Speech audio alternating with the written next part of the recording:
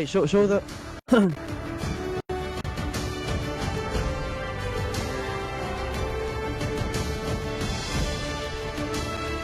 All right, Phil. So it looks like we're live. Hello, everybody watching the live right now. If you are just tuning into the stream, welcome to the Cebu Esports Arena Invitationals. That's right. My name is Dumpstafia, the trash you love and admire. I will be your caster today, and alongside me is none other than my brother Dion. So a That's very good right. afternoon to each and everyone. But before anything else, Martin, let's thank the sponsors for the event. This is Virginia Food Incorporated, Bioagronica, Muning, Omega Multi Plus, Plant Vitamins, and Dos Amigos. And before we head on towards the opening of CEA, the most awaited of That's Cebu, right.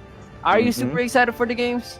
Oh, I can't wait. I honestly can't wait because we all know how we tried to wait for that one big tournament that will be unnamed. But, because it didn't push through, we had a lot of teams that are ready and a lot of the audience who was really, really excited to see some hot competitive Mobile Legends. And thanks to the Cebu Esports Arena, we actually get to see it happen. So here we are, the CEA Invitationals. Super stoked to be here. Really, really love having to open for it. And I can't wait. I'm sure our viewers can't wait as well. So if you guys are just tuning in, like and share the stream, tag your friends, tell them to watch some hot Mobile Legends this Tuesday afternoon. That's right. That's true. And the good thing about it is that this is Cebu for Cebu. Like everyone in Cebu combining into one, finding a way. Then let's see who is the best city or who is the best team there is in Cebu City, my guy. That's right. That's what's making it. That's what makes it really, really fun because you have people from different regions, from different cities, having to support their places. It's the same thing that made Sasapi fun because there's something on the line. There's the legacy of your city, how True, that's good true. the ML players, are from your respective cities. So now we'll be able to see and settle that debate once and for all through the games that we will be witnessing here in the invitationals. The good thing about it is that CEA doesn't only cater MLBB, but as well, they cater Valorant and Call of Duty Mobile, and we have been missing this. Hopefully soon we will add some more games. But right now, these three games are super big, and these are the things that we cater. But for now, this day will be MLBB, tomorrow will be Valorant, and then the next day it will be Call of Duty Mobile. Have you played Call of Duty Mobile back then? Oh yeah, I did. I didn't really make it that far up though, but it was pretty fun until I started losing, which is how it is for a lot of the games. I feel like I've been playing, but it's definitely a fun game. I know there are a lot of people who play it. I have cousins who play it competitively. Oh, actually, I have a cousin. Shout out to Levi there from. I think he's representing Lapu-Lapu. So I can't wait to see how their games will go. And I hope that we'll be able to see a lot of the newer games, not just ML, because other games exist and there is a community in other games as well. And that's something that we definitely love to see. So for the matches that we have upcoming, we'll talk about the 4 matches that will be having a best of 1. This is round 1 of the Battle of the Dawn in the CEA Invitationals 2023, everybody. All right. So for ML, match 1, and the first match you guys will be seeing up in a few seconds will be ARGAO versus Cebu City. Oh, ARGAO. ARGAO in Cebu, bro. Yun. Let's talk about the tortas in ARGAO, bro. This is the best tortas in Cebu City. True. Shout out ARGAO? Question mark for the tortas. Sana naman. Baka naman. I mean, I just live in Banawa. You can just. Oh wait. I'm not gonna disclose my information right here. Just doxing yourself for torta. I might get swatted. All right. So we all know how fierce the competitors are, coming into this game. But we have to talk about the elephant in the room, and that is definitely going to be this new emblem revamp. That's true. This just knocked me out. I woke up one morning, updated my ML, was thinking, there's probably a new hero, there's probably a new skin, there's probably the new battle pass or the new season. And nope, not just that. Nope. Remember everything you remembered about emblems? Forget it. About Done. That's true. All your years of caster experience, having to learn about all these emblems, just throw new emblems now. And I studied it. It's really, really great because now you can mix and match emblems, and that's something that can definitely be abused. But because it's such a what's it called? it's such a universal kind of patch because Universal. It's because true. all the heroes can make use of it. Even if it can be abused, since it can be abused by anyone, that's where the balance kicks in. And Mm-hmm. there's so many builds, there's so many possible builds that you can go for. You can, like, the first thing that came to mind for me was the Festival of Blood from the Fighter that lets you spell vamp a lot more, Uh-huh. and the Killing Spree from the Assassin Emblem. To Mm-hmm. have those two is just only sustain coming into these team Mm. fights, as well as being able to get those takedowns for the quick regen on health. It's something that's super, super insane. And what I really like about it, especially Dion, no, is because uh there are some emblems that were only for magic damage, but they allowed it for physical as well. Oh, Remember really? the yeah, remember the burn damage from the mage emblem? It was Yeah, around yeah. the second one, the burn damage that if you deal enough magic damage within 3 seconds, I think, they'll burn.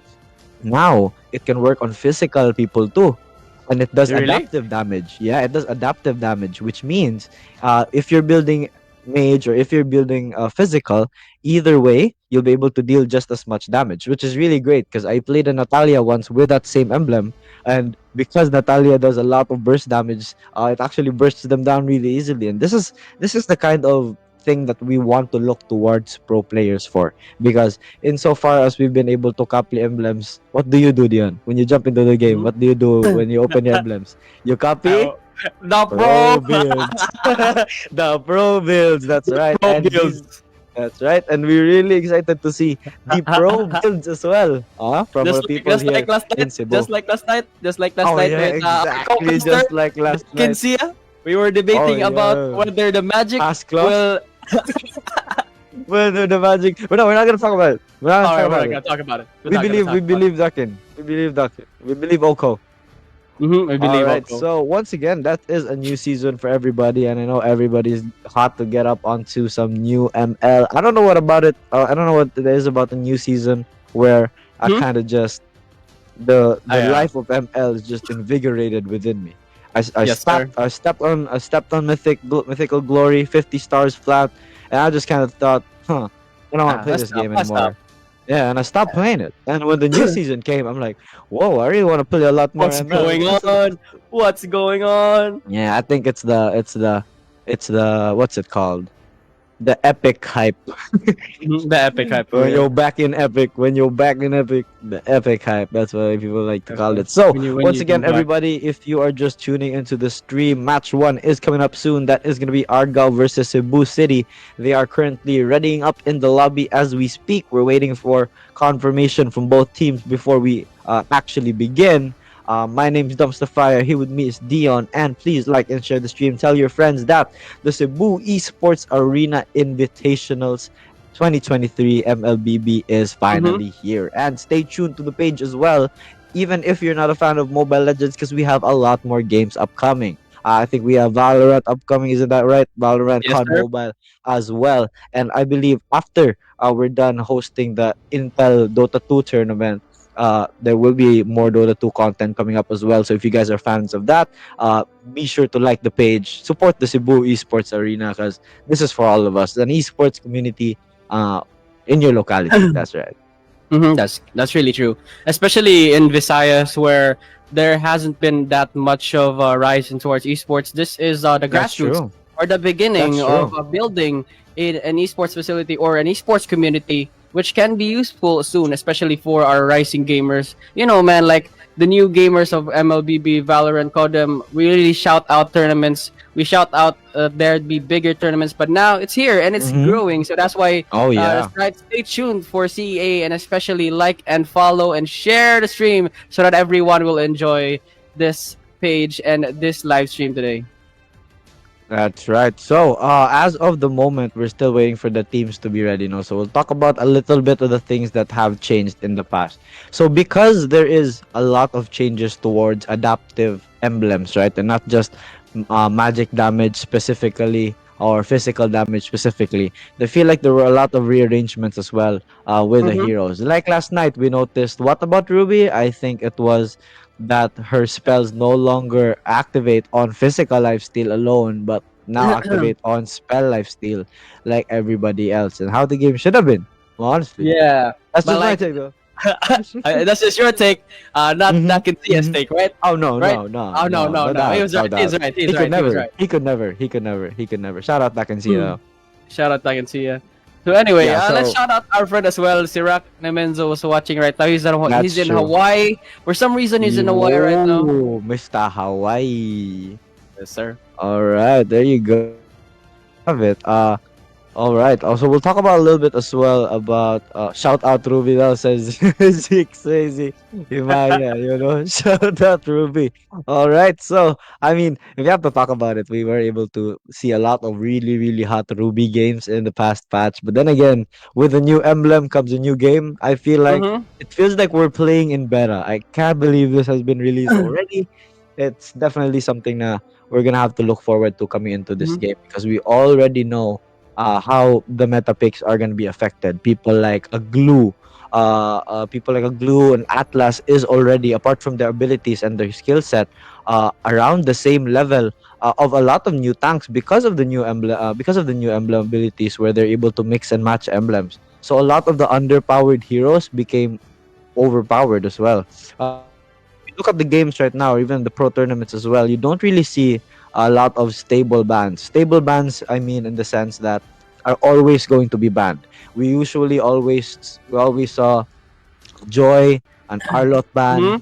The one offlaners. one always gone, Mm-hmm. Varia for sure. But now they're leaving a lot of these people open. People are actually going for a little bit more meta bans towards people like a Glue, for example. Still, they are leading towards bans like Fannies. They just don't want to deal with a lot of the adaptive Physical. damage Yeah, that these adaptive new yeah damage. that these new emblems are able to come up with. So it's super exciting what these teams have in store. It's been a new season. It's everything new. All right, there's gonna be a high crazy drizzy 1 2 3 over Hey, here. let's not talk about that. Hi, Gabriel. I hope you have a good afternoon. But like, as talking about the emblems, it was actually released 2 years ago. Me and my Mm-hmm. cousins were part of this beta test in MLBB. So like two Oh. years ago, we actually tested it out with some players as well that were in that server. So that's why Mm-hmm. when I opened ML, it was there. It wasn't that new to me, considering that I've already had that knowledge about what the emblem patch was. So like 2 years after, here it is now. So I'm not kind of new to it, but like I still choose that pro build. You know, Oh I still yeah, choose yeah. that You pro just build. kind You of know. steal. It's just kind of way better to just take the pro build. See, they know what they're doing. They know what they're doing. We'll just copy it and super. It's done. It's done. We're good. All right. Nice background. Dion says Karen Tan, Yes, who sir. I don't know where she was last night. Where she was at probably like 3 a.m. in the morning. Yeah, yeah. Definitely. I don't know Who where she knows? was. Who knows? It's anybody's guess. It's anybody's guess. All right. Wala lagi mong nahong sa wanted, Kuya Phil. Oo, kung wala mo nahong pre. Ba't Yan, naman? nag-comment Grabe ka na. naman, Ate Car. So Oh, anyway, Martin. alright, tagal mag-start daw, sabi ni Cypher. Yes, our apologies as well. We're just waiting on the teams as of the moment. There is somebody who experienced some technical Mm-hmm. difficulties, no? There's one person talaga in the team. We'll not try to dox him. We're trying to wait for it to start, but hopefully we'll be able to start as soon as possible. Teo Benedict Solan says, Kinsay maglaban. It is going to be ARGAO versus Cebu City. That is going to be the first game. That's gonna be the game that's upcoming. Our second Is it game will be Cebu City? Minglanilla. Yeah, Argao versus Cebu City is our first game. Second game is gonna be Minglanilla versus Mandaue. All right, and third game will be Barili versus Liloan. Wow, it's really funny what hearing these games coming on. And here we go. We'll jump right into the draft phase, and there it Yes, is. Actually, sir. oh, Finals. my face is kind of my face is kind of smashed in a little bit over here. Stretch. It's So gonna yeah, stretch. that's right. But it's all right. It's all right. It is what it is.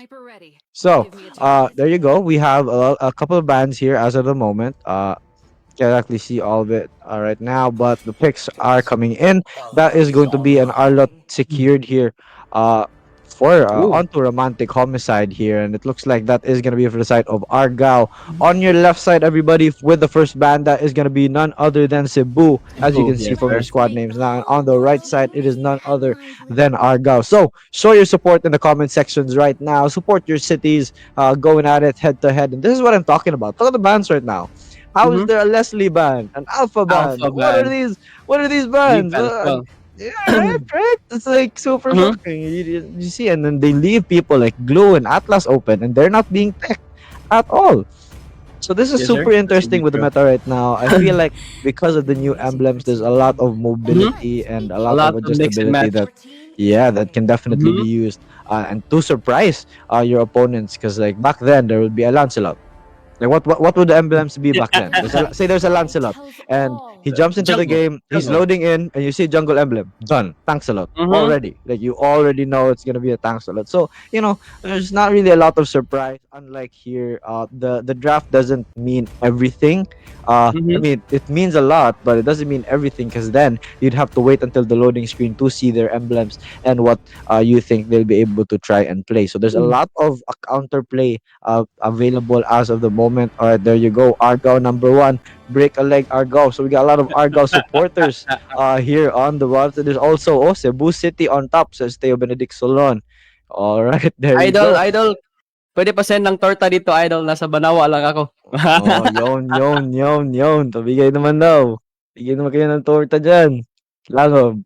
Kubakob. Bago.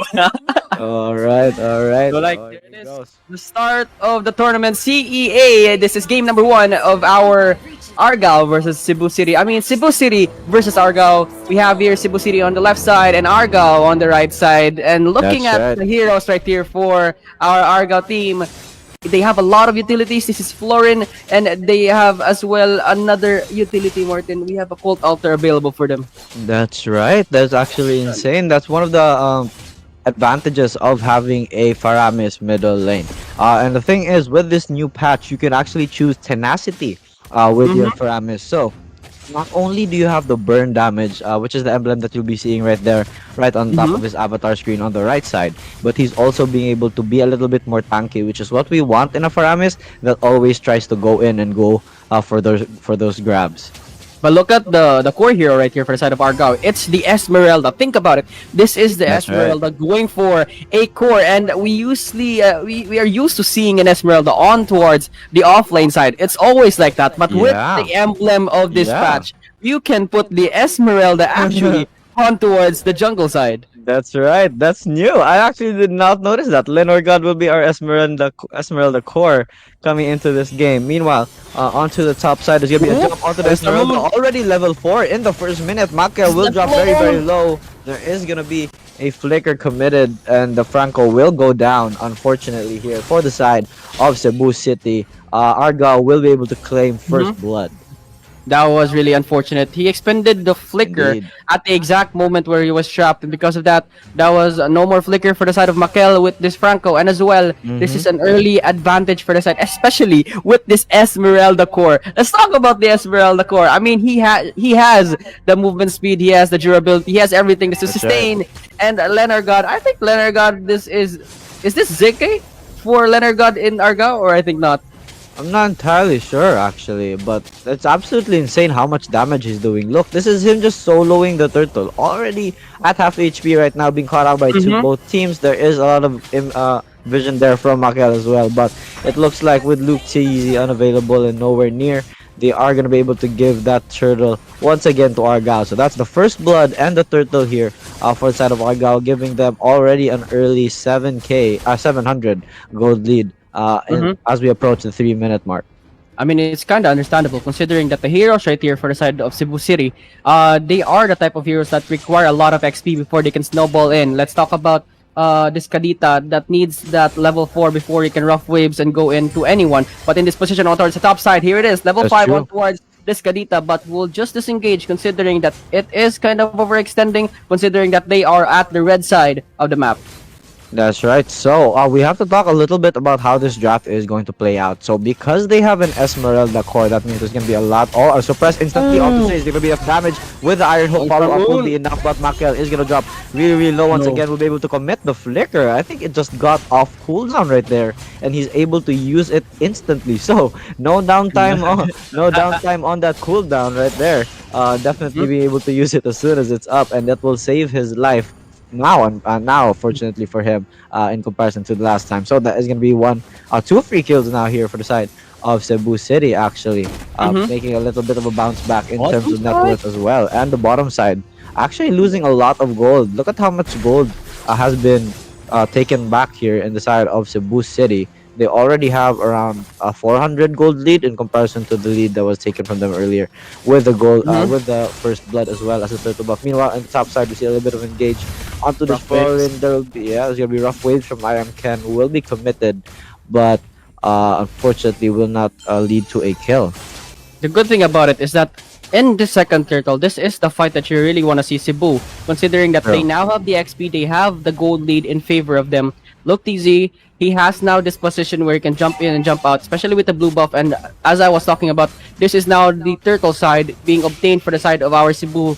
And this is That's right. ARGAO trying to find a way to go in and find a position. We have the Esmeralda on the front side right here. And Oh. look at the back lane. We have the Iron Hook connecting down. And the Bloody Hunt suppressing down onto one. Looking down for the back lane with the Franco. Oh, Very low on health. Looks easy on the run. Will go down for the count as 2-for-2 exchange. I mean, 2-for-2 Oh, the now score. return. And there it is. 2-for-1 actually was the exchange as ARGAO. Although losing that turtle side, they have obtained 2 kills in favor of them. And that's actually a good sign for the both teams right now.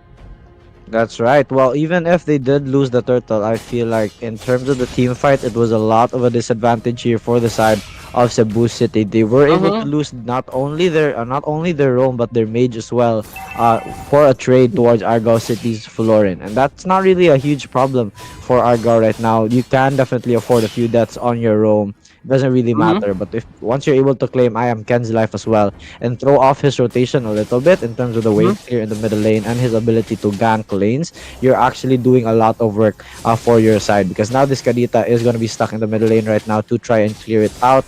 And we all know that even if she does have a lot of really good clear, she's not the most mobile mage. But here you go, an engage Falling onto the bottom star. side. There's gonna be a star and onto 𝐶𝐲𝐳. There's gonna be a second skill as well, but Final there's not gonna be enough slash. damage. Oh my god, and he gets the No. hook, brings him back, but Leonard God is just too fast on that Esmeralda and will be able to escape without a hitch.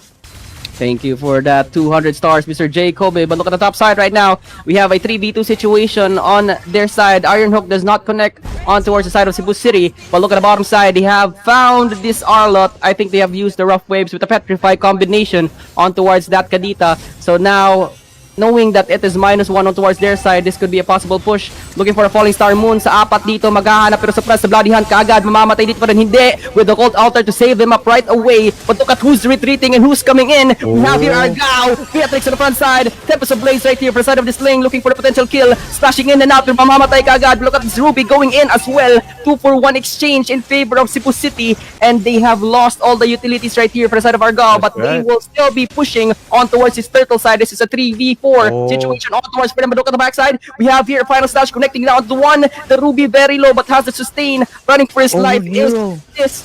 Oh no, he's almost dying, but he actually Yeah. lived on. And now, Martin, with the Ruby, do you think they can take this turtle? Well, 𝐶𝐲𝐳 is absolutely insane. He's been jumped on by the Arlot, literally right above him. There you go. Maka's already here with the in already. But no. Easy is available. Just gets the retry in there just in time. There's gonna be ultimate here from worst player on the Beatrix, but it looks like ARGAO's plan right now is to disengage.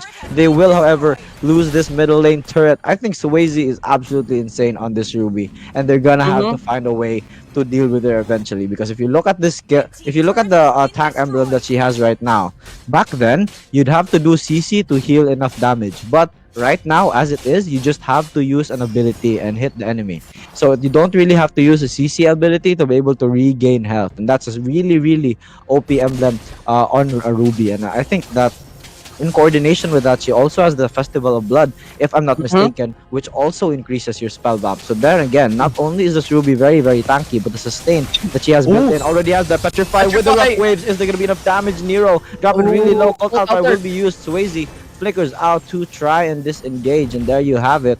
That will be the Cult Altar utilized here for the side of the Faramis, while the top lane is pretty open with 4 people earlier down on the bottom side of the map for ARGAO City, and they're gonna lose another tower here.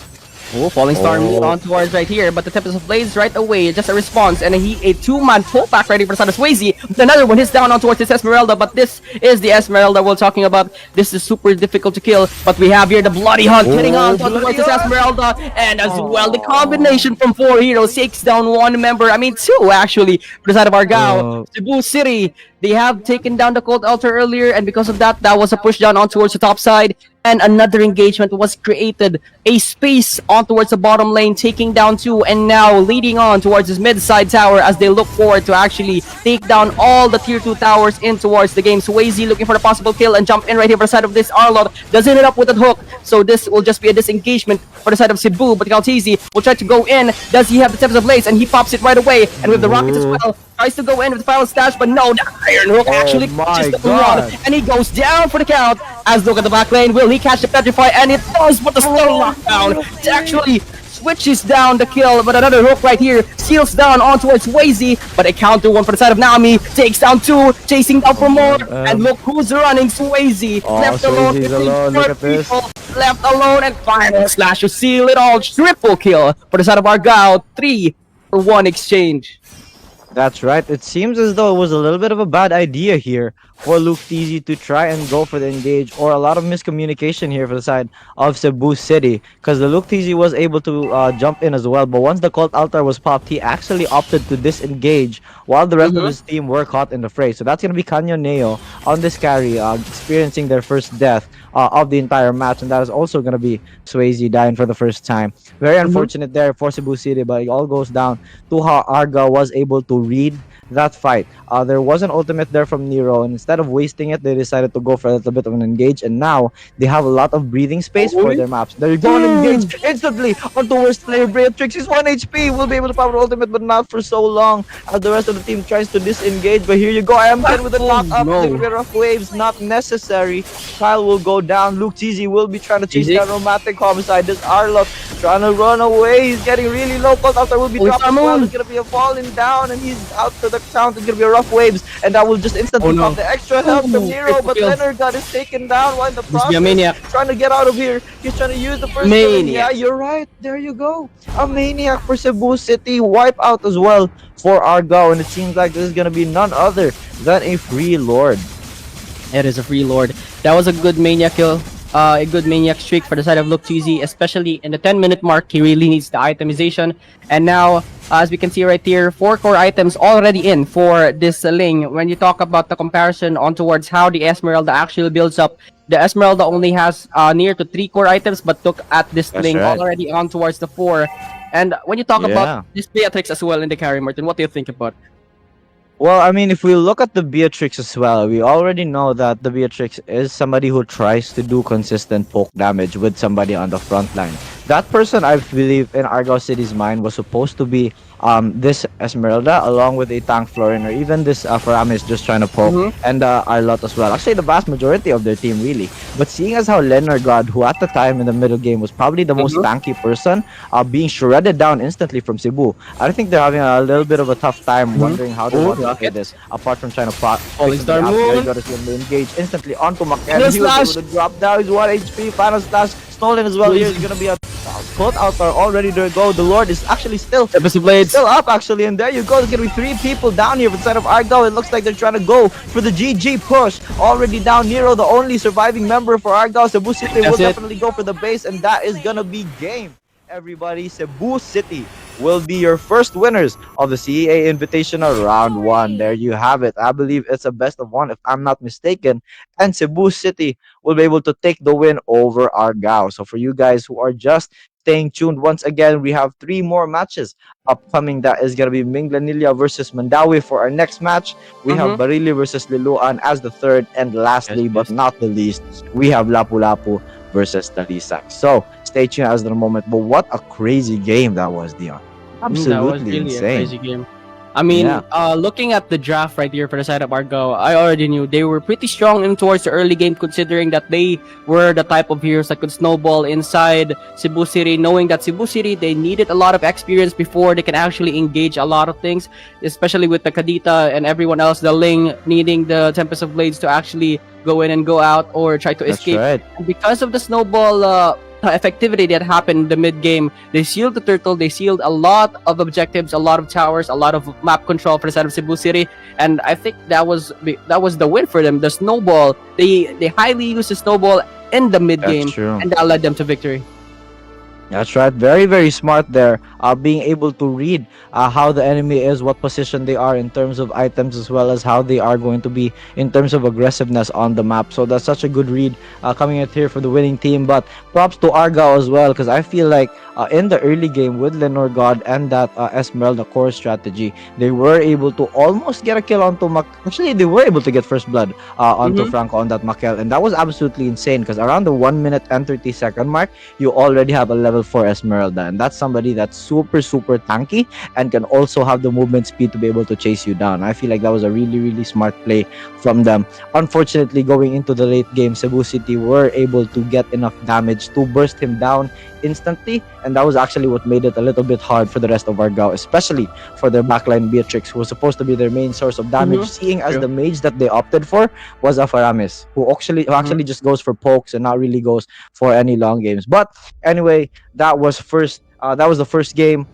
ARGAO versus Cebu City. If you guys are just tuning in, Cebu City was able to take one game out of ARGAO, and there you have it. We will have the next game, which is gonna be Minglanillla versus Mandaue in a few minutes. Do not leave as of the moment. Just stay tuned to the stream. Once again, my name is Namstafaya, the trash you love admire, and over here is my brother, none other than the one and only.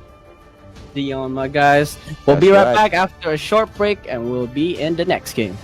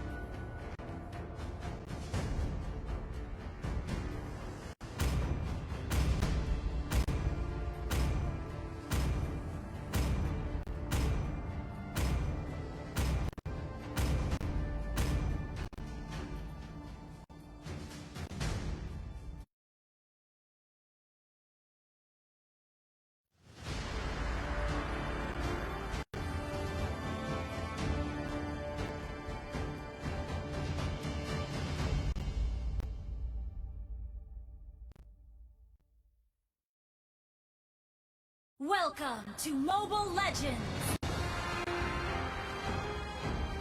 5 seconds till the enemy reaches the battlefield. Smash them!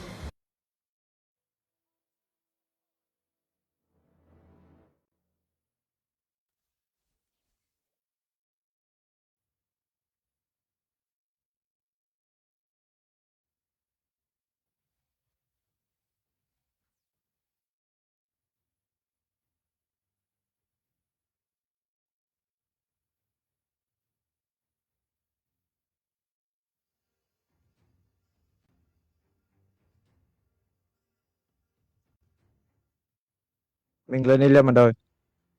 MINGLANILLA, MANDAUE.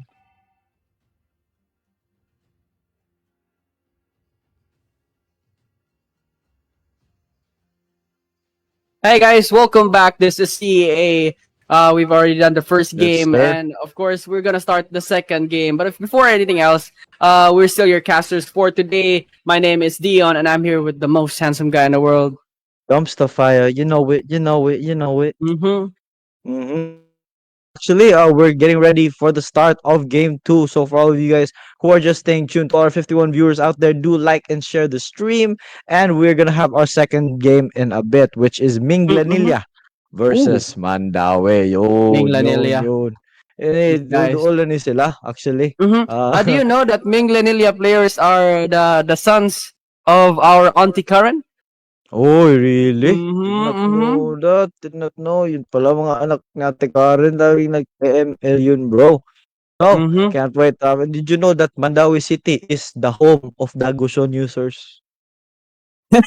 The Goshen T-shirt Yun. enjoyers. Yeah, I used to be a Gushon. I used to be a Gushon main, and I used to be in Mandaue City, and it was so hard to make it to Cebu because there's so many Gushon users in Mandaue. Pero yun na, I don't know about this patch though, but we will get ready for these two teams. If you guys are just staying tuned to the stream, earlier we had our first match of Mm-hmm. this afternoon. It was ARGAO versus Cebu City, and in a very, very grueling match, Cebu City was able to come out victorious against ARGAO. So they won't be the last you'll be seeing of these two teams. It's gonna be around. This is just a round one of the MLBBCA Invitationals 2023. So stay tuned. It's a best of one for today. This is gonna be Mm-hmm. our grand opening, everybody. So after this stream, there's gonna be multiple live streams right after, just showing what Cebu invitees are gonna be capable of in a lot of these games. So not just MLBB, we also have COD Mobile coming up, and Valorant, as well as Dota 2, actually through the Intel Rivals tournament, I believe. So we definitely can't wait for that. You guys should stay tuned, like the page. Make sure your Mm-hmm. notifications are on for Cebu Esports Arena so you can Yes, see sir. it. BO1 na di says Sir yes po. Yes, BO1 na everyone. for today, all the four matches. Once again, for match one, which was already finished, ARGAO versus Cebu City. Cebu City came out victorious. Now for Yes, match sir. two, our next match upcoming is going to be Minglanilla versus Mandaue. Now Mm-hmm. for match three, we have Barili versus Liloan. That's right. Yes, sir. And lastly, our match four for this afternoon, which is going to be the last game for today, is going to be Lapu-Lapu versus Talisay. All right. Mm-hmm. So before anything else, we have to mention the people or the companies that are sponsoring this tournament. Of course, this wouldn't That's be right. possible without them. So let's shout out their names, especially to Virginia Food Incorporated. Yes, Virginia, sir. my guy, the best hot dog in the world. You can have it in the The morning, best. at night, or even like that. You know that 2 a.m. kanang mga 3 a.m. or 2 a.m. nagutom kay mo. And then wato ra kas Mm-hmm. kusina. Uy, na Virginia. Imura paspas Matics, kasi mo matics. defrost. Paspas kasi mo defrost guys niya. Imura siya iluto. Solve na dayon nimo pag nagutom sa kadlawon. Mantika, May butang sa pan. kaha, man na. Bisag way mantika ing anak kala member Virginia bisag way mantika may butang sa That's it. pan, ibutang nimo sa kanon, super good. But of course, Biogroica, Muning, Omega Multi-Plant Vitamins and Uh, Dos Amigo. all right. Jaden Spijabe says, all right, let's go Mandaue. Let's go ATL daw. Yun. Mhm. Oh, I love to Ako see to the support. kaon. Ako to kaon Oy, ng oy. Virginia dito sa Amorep. Ako kita diri. Sige, Kita bantay gid nila bitaw, mga. bantay bitaw, bantay bitaw. Naman din makasapan sa ate, di ba? Anyway. Anyway, so having said that, Mandaue is the home for Gushon users, and you're from Mandaue as well. What other things uh, can we expect from Mandaue players, knowing that we have here a signature Mandaue player? there are a number of pro players coming from Mandaue no daghan na ilhan pod kauna. Tig-apil mo kog tournament before. Itong mga mo lang inter-school tournaments lang gud na ginagmay lang di ba tayo na kamay. Pero Mm. manang sa photo ng mga tao kay makadungog sila nga naa pro player mga apil. Pero in terms of joining tournaments, it's all fair game. Because you leave yourself up to that standard ba. So, ikaw sad, nga sa gamay, kakamay. We already have the top Philippines in uban here. Daghan kayo diri sa Mandaue as well as the vast majority of the areas and the invitation, the invitees actually coming into the CEA Invitational. So I think we have a lot of pro players here as well. We'll be able to see them if they load in and use their mains. All right. Mm-hmm. So there you go. What about the pro player that's in CEA and CEL? CA ug CL, ang Pro himo player ang ano just Dion. si Si Dumpster Dion, Fire ba? si Dion. Ay kato si Crazy Usab Drizzy eh. 123 kay Magandang top natastorya, glue. guys. Anyway, Top guys, let's talk about the tournament. This is Minglanilla. No? Of course, Minglanilla having said that this is the team na being headed by Karen Tan, a very good friend of ours, and knowing That's Karen right. Tan, grabe siya training. He has this training where she knows the players, and then of course Karen Tan always playing every night. Not always because she has work, but like Mhm. always training her players. So having said Minglanilla with Karen Tan, I think this is a good buff, bro.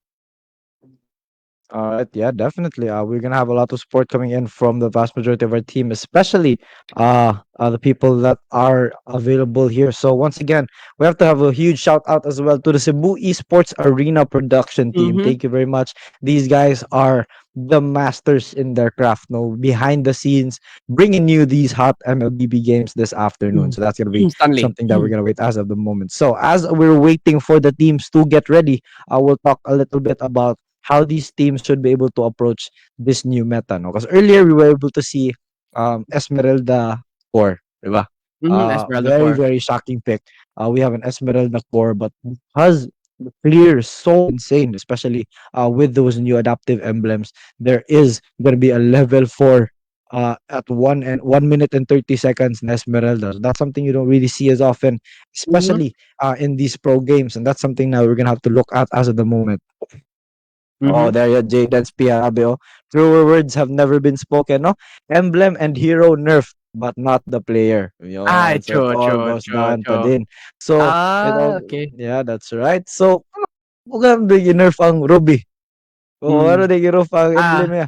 O dakin siya. May ka. Dakin That's what siya, he's dakin trying to siya. say. Dakin. Dakin siya. Oko, Dakin siya. Oko Ruby main. Ogo, Number one ogo. Ruby universe. Bro, ko. Number one Ruby Anyway, Milky Way. anyway, last night we were playing, guys. So sakto na yung gisulti nun na although they nerf the emblems and the heroes but not the players. Kasi kagabi guys, we actually played last night with the casters, me, Mm-mm. Dakin Sia, Stanley, and Dumpster Fire. But apparently guys, naman po yung mga Smurf day no sa Epic no. I mean nalingaw kayo pero okay ra siya guys. Lingaw ra po ng MLBB guys. On comments right now, oro, pwede naman Rome Leila. Oh, tinuod. Dagan Tinood, yung tinood, tinood. makita ayan na mga ilang kibaw pero ari kong chadi bituon pila kay kung ano palsa ko ani si Rome Leila. Alright, so good na ta partaas og agi. Oh, sir, we're just waiting for our teams to get ready as of the moment. What na nanta kay di sila ganahan na technical difficulties no when we jump into the game. Kay makasapot niya nagay issue as well. So kuha nga good na ilang pings tanan, nagready check sila silang ping so that we can jump into the game. One person na lang ang kulang karon sa lobby. So while we're on the chika taas at the moment, no? Mhm. Alright. Alright. Did you know that Beatrix ba anang sometimes sa iyang AOE kay dako kay Merseg Jupiter bitaw nga nakadako ang AOE sa rockets ni Beatrix most of the time. I think nerf ba nila or buff ang rockets in terms of the Beatrix ults from the different guns. Did they nerf Beatrix? Cause like I feel like ni gamay siya.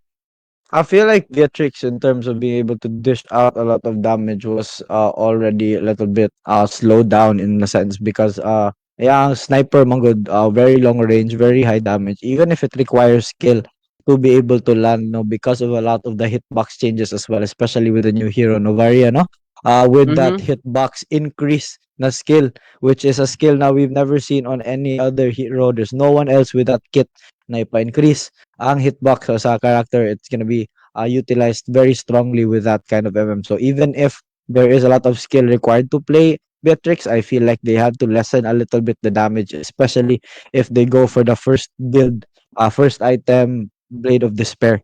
That's something that's absolutely traumatizing. I play a lot of ranked games with a Beatrix, and I just got one shot once or twice. Would not want Mm-hmm. it to happen again. Mm-hmm. So talking about the patch as well, do you think there would be a lot of mix-ups? Like I've seen a lot of pro players actually go in towards different combinations. Like the rise of the Yishun Shin with the YSS is actually back. I've seen Wise actually play it a lot of times with the pub games in this patch right now. I've seen how strong the Yishun Shin is, especially with the mixed combination of an assassin and a jungler type of mix up. Do you think there would be a lot of mix up in Source, especially in the jungler side? Well, I mean, in terms of having the mix-ups, we already saw the Esmeralda not being able to pick up as well on those emblems and using the adaptability and the movement speed actually coming in from either the basic attack ability emblems, or could it have been the jungle, or even an assassin, I think, has a lot of movement speed increases as well. So that's something that we'll be able to see a lot of mix and matches for. But I feel like Mm-hmm. the bread and butter of the emblems this patch in terms of using the heroes is going to be our fighters because of the Killing Spree Festival of Blood combo. And not just that, even if you have fighters that go and opt for the heal that came from the tank emblem, the second level tank emblem back then in the day, that they brought here today, na not only do you don't have to do a CC to get the heal, you just have to do spell damage. And that is something that is really easy to do on a lot of these heroes. You don't really have to land any CC in particular. You just have to land those the damage here. So there you go. We already have the teams trying to ready up here right now in the lobby. So we'll be Mm-hmm. have to waiting. I'll have to be waiting for a bit. Mm-hmm. We're gonna be waiting for a bit indeed. But like talking about it as well, about the fighters and the junglers, we have to talk about as well is the tanks. Knowing that most tank users, the problematic thing that you have to face is you have to either choose back then whether you are going support or you are going to a tank type of emblem. Considering that if you go support, you have the movement speed and the additional supplies that can be given. But if you go tank, you have this high durability that is in store for you. But now with the emblem change, you can now actually adjust it in a way where you can get the durability, you can get the movement speed, and you can get the other resources as well. It depends down onto how you counter the heroes that are there on the enemy side, and that's a good thing. Especially when you're a Franco, you can now get that HP regen. You can now, or either you could go for the movement speed, considering that most Franco users actually go for the movement speed. But with the patch, you can actually go for the durability now and as well the movement speed, and that's a good thing, especially when you go against super durable tanks, Martin. That's right. So as of the moment, though, there is still some few technical difficulties for our viewers right now.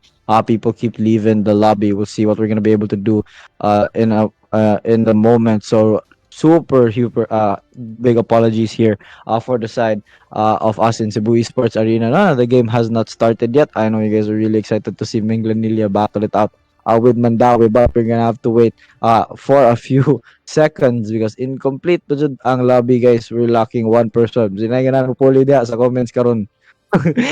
Ano ka ba na puli diri para sa team kay para masugdan na din nato. Pero mas tinanay lang no, we'll just have to wait for a few minutes. So pasensya na jud guys tanan. Once again, like Mm-hmm. and share the stream na lang while naghuwat ta ipakita sa inyong mga pamilya nga. Oh, nanay nag-stream sa ML here sa Cebu. Oh. Oh, So wala ra ko kita lang nagkasya mga sa ano. oras.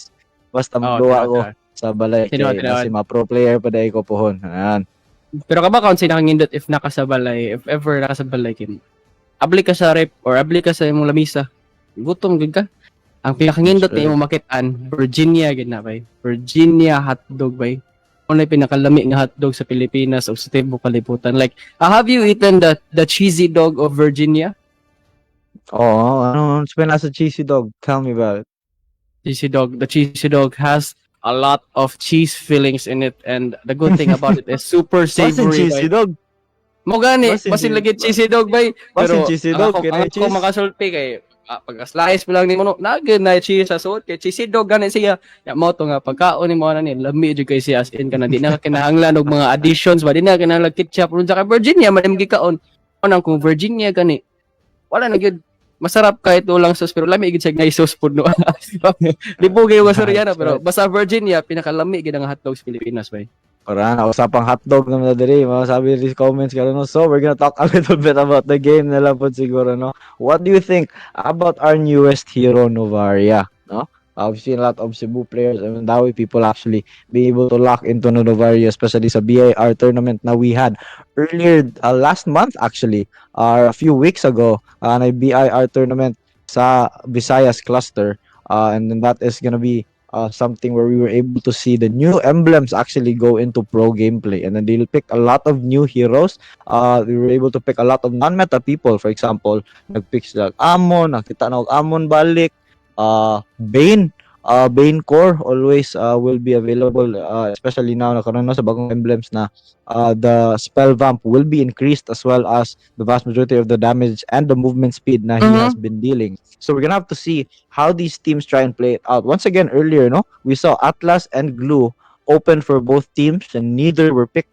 Wala giban, wala gipick, wala lang. And then sa Mhm. Atlas and Glue, people na we expected to see always banned in the past few games, especially in the past few patches, especially without before the Novaria release and before the new emblem revamp. These were two heroes that we'd gotten used to seeing all the time, Mhm. and That's now true. wala na jud, wala gipansin. Mas Wala na viable na gipansin tanawon dyan. ang Rome Layla. Tinod, Rome Layla. The movement speed, the slow, it's all in the Layla bay. Pwede Alright. magpa-advise mga puppies unsa man ato nga atos riyan Len Flynn unsa may maka-advise sa manim karon as of the moment as padung pa to mga players no. Pagpa-advise kasi mo emblem, mo click ra kanang mo emblem mi ganya, mo nakita ag pro build pislito na nimo siya.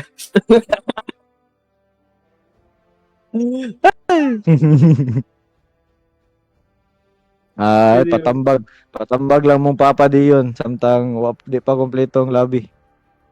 Yes guys. So talking about the tournaments po sa Cebu no. Having said na wala kay especially with the pandemic guys happened. So there hasn't been that much of LAN tournaments, especially sa atong PC games, atong True. mga mobile games. But because of this is the grassroots of Cebu City to actually start something out.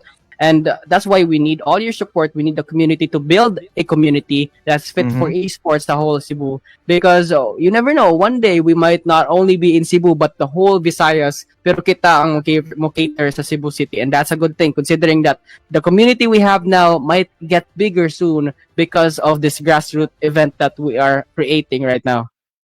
All right, that's definitely true. Now we'll be able to see the rise of a lot of local pro players coming into the scene. There's gonna be a restart here onto LD player.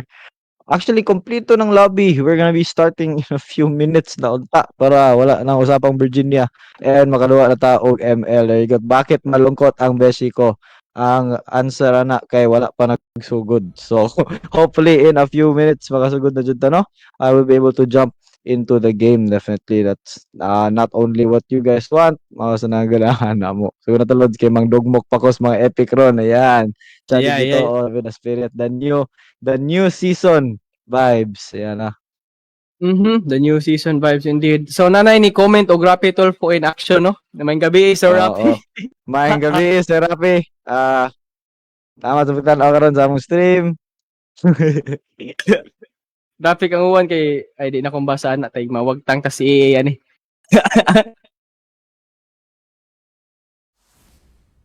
Wait, where's that? Okay. So Martin, about the game as well. Let's talk about since you talked about Ovaria. Let's talk about the possible changes in the strategies in towards lanes because last night I don't know if that was the new meta, pero we've encountered two times that actually two people on towards the XP lane and not just staying there and not just like leaving right away after level 2 but actually staying there. Last night we actually encountered Agatot Kacha with someone else in the XP lane and Oo, it kind of crushed true. it kind of crushed our friend Duck and CF for a bit, but like at least he bounced back. But like that's super difficult considering that that's the XP lane. They pushed down the tower. They had a lot of XP in the lane, and when they rotated, it was actually a fire rotation considering that they had a lot of XP already in store for them. That's right. So once again, no, for all the people in the comment section, there is gonna be a little bit of a delay. We're gonna start soon, coming soon. Ayan na po. Sabaan na daw siya siyang uyab, nagsiga na daw sa CP, pala nagsugod.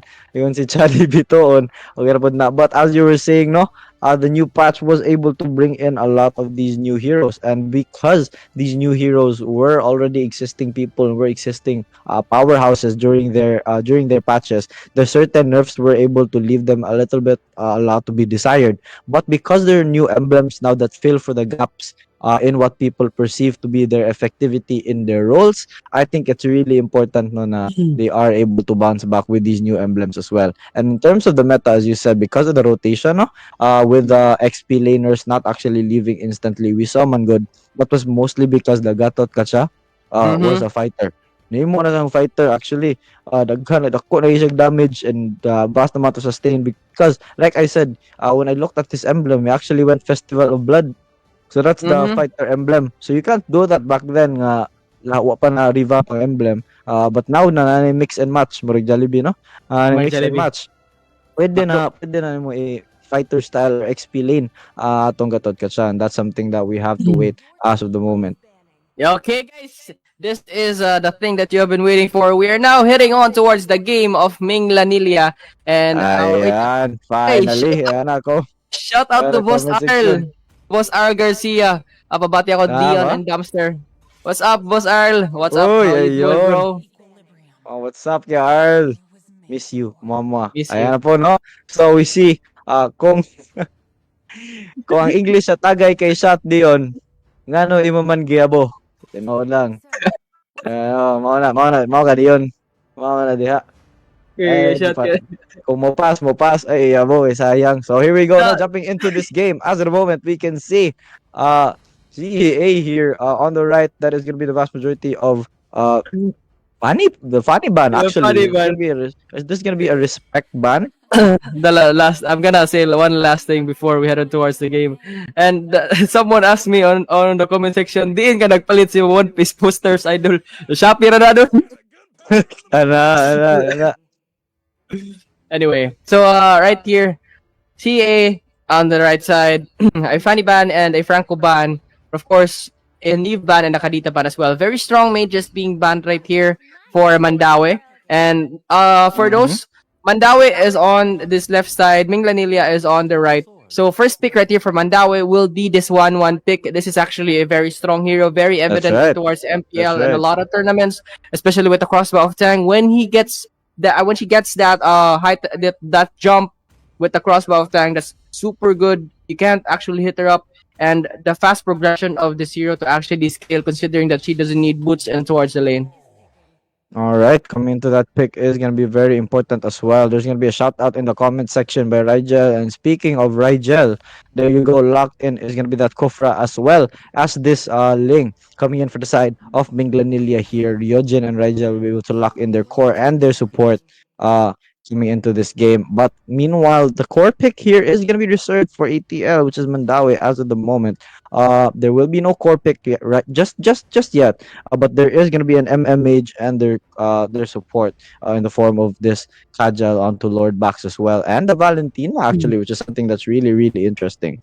The reason why you want to pick a Valentina early on, because it kind of messes with your enemy's picks, because now they're gonna have to think of heroes that don't really have game-changing ultimates that you can Independent. use against them, and the thing about Valentina is, even though her ultimate is just as powerful as the enemy's ult, it doesn't mean she's super useless without it. She still is able to deal a lot of burst damage, has that high mobility and the CC as well. If you're able to land those first two second skills, Petrified. Yes, turning sir. into a fear. So Your fear. once you pick a Valentina, it's gonna be a lot of thought we had here for both teams, but she actually picked it into Kufra and a Ling already. So there's already a Tempest of Blades as well as the Tyrant's Rage there that is definitely available for the steal. That's going to be a really smart play here coming from Supremo in Mandaue City, locking into that Valentina.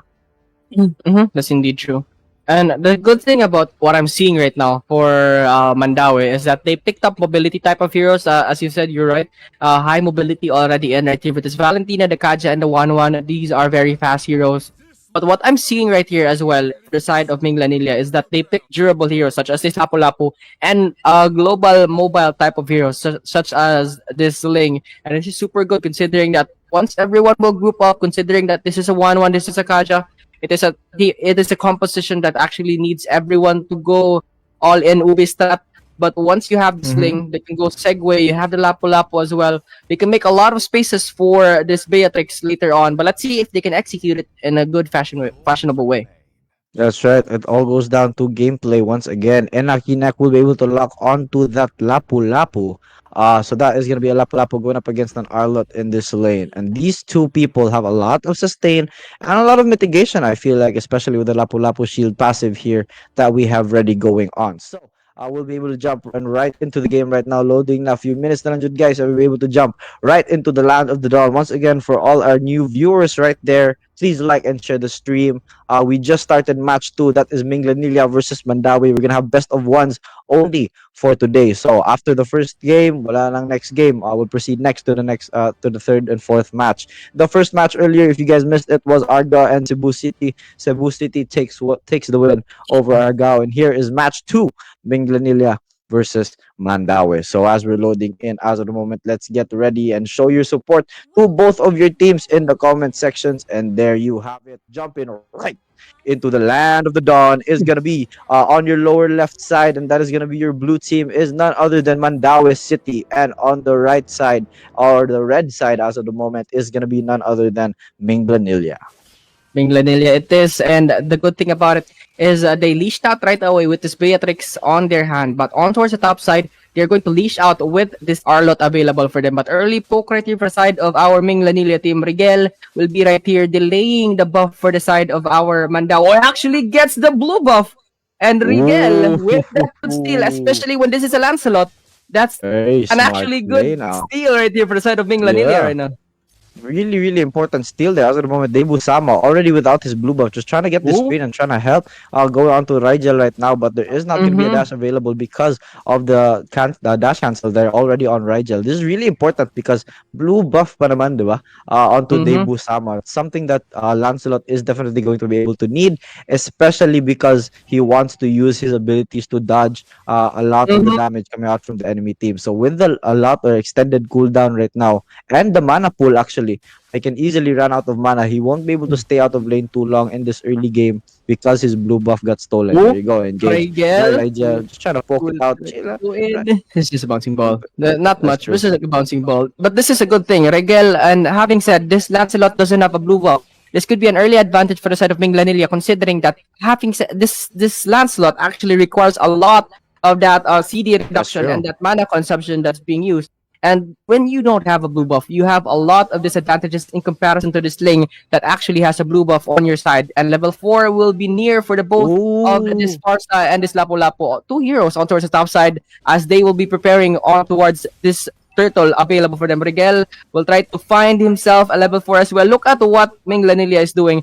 They're leashing out this XP, letting this Kufra go to a level 4 before they engage actually in towards this turtle side. And in this position, they now have the zone very low on health. Will try to go in, will be the link with the Oh, power the sa final panalikan. flash. And we have the Federal Strike pero Tempest of Blade sa panaharapan. Mamamatay yung isa, pero maghahanap ng dalawa. And there it is para sa side ng Minglanilla. Maghahanap pa ng panghuli. Tempest of Blades para sa kanya. Maghahanap Ooh, dapat para Supremo sa trying isa. to go Nice out. to go out. Pero yun nga, 1 Supremo, HP. hindi nag-iisa. Pero Oh. makatambay pa. Buhay pa rin dito para side ng ating Mandaue as Minglanilla actually taking down 2 and a possible suppress Oh, to the blind Lord, judgment the dito. ultimate. Why si 1 Raijin pero HP. patay na din, and that's a good thing. 1 for 2, and who took the turtle, Martin? Was it the side of Minglanilla? I believe it was a side of Minglanilla indeed. Yeah, Ryojin actually trying to go for a little bit of a greedy play there onto that blue buff. No, pero nasayang lang din naman because he was not able to secure the kill and actually had to surrender a death to that. And now, because of that early game's blue buff steal, as at the moment, he no longer has that lead towards the Lancelot with the greedy play that he just tried to push. But once again, at least all things considered, it's pretty even now coming out on both lanes except Enyan and Enek here onto the top side trying to burst down. Ataraxia gotten really low. There is going to be a blue Mm-hmm. buff clear here for the Ling as well. So when there was a little bit of a rotation Oh. difference, oh, the very airstrike actually with the jump from Rigel, the flicker play was actually a little bit Mm-hmm. Kind of lost early. to be desired. Yeah, I actually thought they'd go for the 1-1, but That was unfortunately a blind. little bit of miscommunication. I feel like they Mm-hmm. were unable to go for the 1-1 instead. They kind of got lost in translation for a bit right there. But on towards that was actually a very bold play of his to actually go in with enough information on towards what's the motion. Once again, Raquel actually just wants that issues with this L-bush right here on the bottom side. But look at what's going on. We have here the Tempest of Blaze looking down for Lord. And we have the Tyrant Stray shooting down on with a spin to shot. So manalikuran with this Beatrix. Pero maghahanap din ng isang stunlock. Pero hindi pa sapat. Hindi have here the Farsa with the Feather Airstrike. Very low on health for the side of Mandaue City. Pero yun nga, MINGLANILLA, they had the damage to actually take down one, but not all. And this Lancelot finally getting a blue buff, Martin.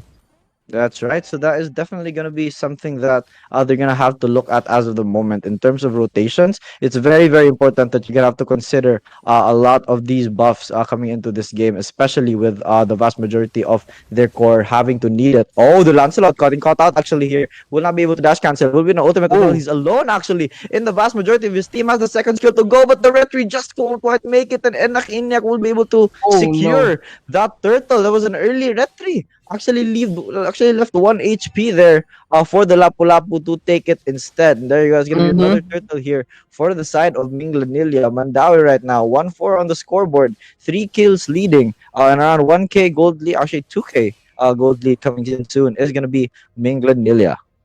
So like MINGLANILLA right now, I have to say the props to Rigel, although he has like a bit of misplace early on, but the map awareness he gives down to his team, the map zone that he creates as well is super efficient, and the stun lockdowns that he actually seals is super good for the side right now for the side of MINGLANILLA, considering that you're against a Lancelot, and with that bouncing ball, you can negate that dash effect, you can cancel out, and you can stop that Lancelot whenever he wants to go in or not. But like now, this is Mandaue looking for an engagement on towards the bottom lane, and now 𝐁𝐺 with this 1-1, will he get caught? And Rigel will try to charge up with that Tyrant's revenge. Oh, I think not. Jens will look at back lane. We have to start chasing down for one more Tempest of Blades just to taste down this 1-1. But the next target will be this 𝐂𝐿. As he actually goes down for the count with a splash. Coming out dito para sa side ng ating para sa mga kaibigan as isa yung mamamatay para sa wala. And this is a good sign na naman for the side of MINGLANILLA. As look at the top lane, we have here the Lapu-Lapu just segueing it all down. And this Lancelot hasn't been joining a lot of clashes for the meantime, Martin. That's right. 1-5 din naman on the scoreboard. So this Lancelot still has a lot to be desired. He's 0-2 on the scoreboard right now. He recognizes that even though he tries and join these clashes, no, it's not going to be enough considering the lack of items that he has. So right now he's focusing on getting those items up. Right now you can see him using his ultimate to disengage right now. Just trying to clear out the rest of his jungle, being able to make it to the 5-minute mark so he can also clear out lanes and get enough damage. And there you go. There's going to be ultimate with a final slash right into the tower range. This is going to be enough to bring him down. Bird form will be popped as well. Kruros will be able to ultimate as well, but Lord Bax seems to be able to be enough to fear out the vast majority of MINGLANILLA, try and get them to disengage. Mandaue City still here being very, very bullied by the leading MINGLANILLA. There's going to be a jump onto Lord Bax once again, ultimate, but the suppress right under the turret. There's going to be Divine Judgment bringing out him. They're just going to Kronos as well with the ultimate. Not going to be enough damage actually. And 𝐂𝐿𝐴𝐻 actually falls down thanks to the Divine Judgment. Quick play there by Lord Bax. What a play, bringing him so deep under the turret range, no? That was actually super deep. He had the bravest fighter available for his side, but of course, because of that Divine Judgment was pulled back on towards the tower side, which was 5 people waiting for that side. So this is it. They knew that they didn't have any Divine Judgment, no Phantom Execution available whatsoever as well. So they disengage. Followed up, they gave out the turtle towards the side of MINGLANILLA. So now Mandaue will just have to back out and protect this middle tower at the best cost possible. Because considering that in the game of Mobile Legends Bang Bang, whoever gets this mid-side tower actually controls the mid-side map or a lot of zones in towards the game. So this is what I learned from the other casters of MPL. Pero yun nga, now 2 to 5, 8-minute mark on towards our game. 2k gold lead for the side of our MINGLANILLA, as the mga bata ni Karen right now is actually doing a good job. And a good job. Divine Judgment up to 1 and a Phantom Execution as well. But the Tyrant says she can down to 1 more. But the final slash as well. Dalawa para sa wala. And now with the Tempest of Blades, naghahanap ng isa yung ating link dito. As yung hinahanap niya is yung ating Lancelot. Pero yun nga, hindi kaya. Si Supremo yung naiwan sa bandang likuran. And the Beatrix with the hits will not be enough. A 2-for-1 exchange. Pero that's actually a good Divine Judgment kill. They have taken down 2 in exchange for 1. And that's just a tank, Martin. That's true. Inak will be able to fall. That is the XP laner of Team Minglanilla, no? And that is something that you have to consider. Goes down towards Mandaue City's ability to rotate towards that middle lane and get the objectives that they need. Now that they have a lot of middle lane pressure, they allow the rest of their team to go towards these other lanes. And as of the moment, the game is actually pretty close. Despite the 4-6 on the kill lead, no? With two kills leading right now, Minglanilla, you have to consider that there is still a 1K net worth lead lang for Minglanilla right now. So the game is still pretty close. Mandaue City is still able to do a lot coming into this game. A lot indeed. 4-6 now on towards our scoreboard. And this is the most awaited part for the side of Mandaue City, considering that they have the power spike. And now with the pullback right here for the side of the Scoofer, but the better airstrike, trying to go in for one, but the final slash with the bravest partner, the wild slashes, pero hindi niya mapapatay dito si Lord Bax, but of the flicker in, he actually does. And we have crossbow tang available dito para kay Gods. But look at the back lane, we have �RAIJin chasing down for that pesky mage on towards his side, pero this 1-1 chasing down for �RAIJin, na counter kill para sa kanya. Assist Valentina, wala na, 2 for 1 para sa kanila, and Phantom Execution para sa bandang likuran, maghahanap na final slash, mamamatay yung isa, and then it is, mukhang hangin yung nayakap doon, as hindi mamamatay, as is Lancelot chasing down for one more, with the Tauros, takes down one, and a possible bouncing ball to delay and negate everything after the break, pero yung mapapatay sa kanya, tatlo para sa dalawa, maghahanap pa ng isa, and 1-1 is right here, available in this position for this LAPU, just once more action, once more damage para sa kanya, and we have here Kufra available. Will there be it? With the crossbow of Tang, makahanap yung isa, at para sa dalawa, yung makukuha dito ng ating Minglanilla ay hindi pala Mandaue for this opposition. Oo nga, a little bit of a comeback here, no? Coming from Mandaue, what a play. Coming from Mandaue players as of the moment, being able to kite the vast majority of Minglanilla. Ayan na naman, Divine Judgment will be popped. That's WNL, wala ka na. Will fall down, wag ka na magpaibon-ibon dyan. Nawawala na agad yung farsa natin, mga kaibigan, coming into this game. A lot of misplays here coming in from Minglanilla. They have to be a little bit more chill and recognize the power coming in from the side of Mandaue City right now. They have the items to be able to deal damage. The gold lead is now cut down to 300 na lang, Dion. And this is a good sign. Minglanilla, mga anak ni Karen Tan, is the one to take down this Lord. A very big objective for their side, 9-9. But of course, the gold lead will go down to the hands of Mandaue. Pero the good thing about it is that with this Lord, they could have a possible push down, especially when they have a lot of utility in their bag available, Martin. That is definitely right. So if you look at this 1-1 right now, she actually has a lot of attack speed already ready to go, and if she just has her ultimate getting popped for the vast majority of these fights, it's gonna prove really well. But there you go, the Divine Judgment once again already popped onto �RAIJin. That is gonna be attacked. It's gonna be the best situation possible for Minglanilla. Feathered airstrike will be popped as well. There's gonna be ultimate crossbow there, but they're gonna have to be able to back out because 𝐁𝐺 is not doing enough damage to be able to try and burst down with just one ultimate available. They still have the Lord though, towering down onto this middle lane, and looks like that's gonna be enough to bring it down. Yes, sir. And now with the Lord charging down, knocking down towards his tier 3, they have a lot of damage to actually bring it down, though. So �RAIJin will just try to poke in on towards his Lancelot as well. But this is a good defense right now for the side of Minglanilla, as Mandaue, they have taken down all the tier 2 towers available in the game. That's right. So no more tier 2 towers. Onto the towers, mga kaibigan. Makikita natin 4 tower lead here for the side of Mandaue City. And that is going to be really advantageous to them because it allows them to gather more offense on the map, a little bit more vision as well in terms of aggressiveness. That means they're going to be able to take a lot of these neutral minions here, a lot of neutral creeps in the jungle of Minglanilla. Now Minglanilla have to plan out some sort of path in terms of being able to pick them off because their pick off potential is not as strong as this Divine Judgment. Because I don't think any pick off potential is stronger than a Divine Judgment. No, the ability to lasso. And like this. All right, there you go. Once again, as I called them, already fighter and already gone. Namamatay na agad yung Lapu-Lapu here with the ultimate auto �RAIJin. Chronos will try and deal damage back there. But Lord Bax lang yung nalulo dito here on the side of Mandaue City. But there you have it. The Ling just trying to push onto the bottom lane, giving his team a little bit more breathing space. Dave Busama will spot them out. The fail dash there. There's gonna be no engage onto this bottom side though. This is what I was talking about before the game actually started. So I said that maybe later on towards the game, considering that the draft right now for Mandaue City is that Ubi type of draft, that draft that actually needs a lot of people in order for them to actually find pickups.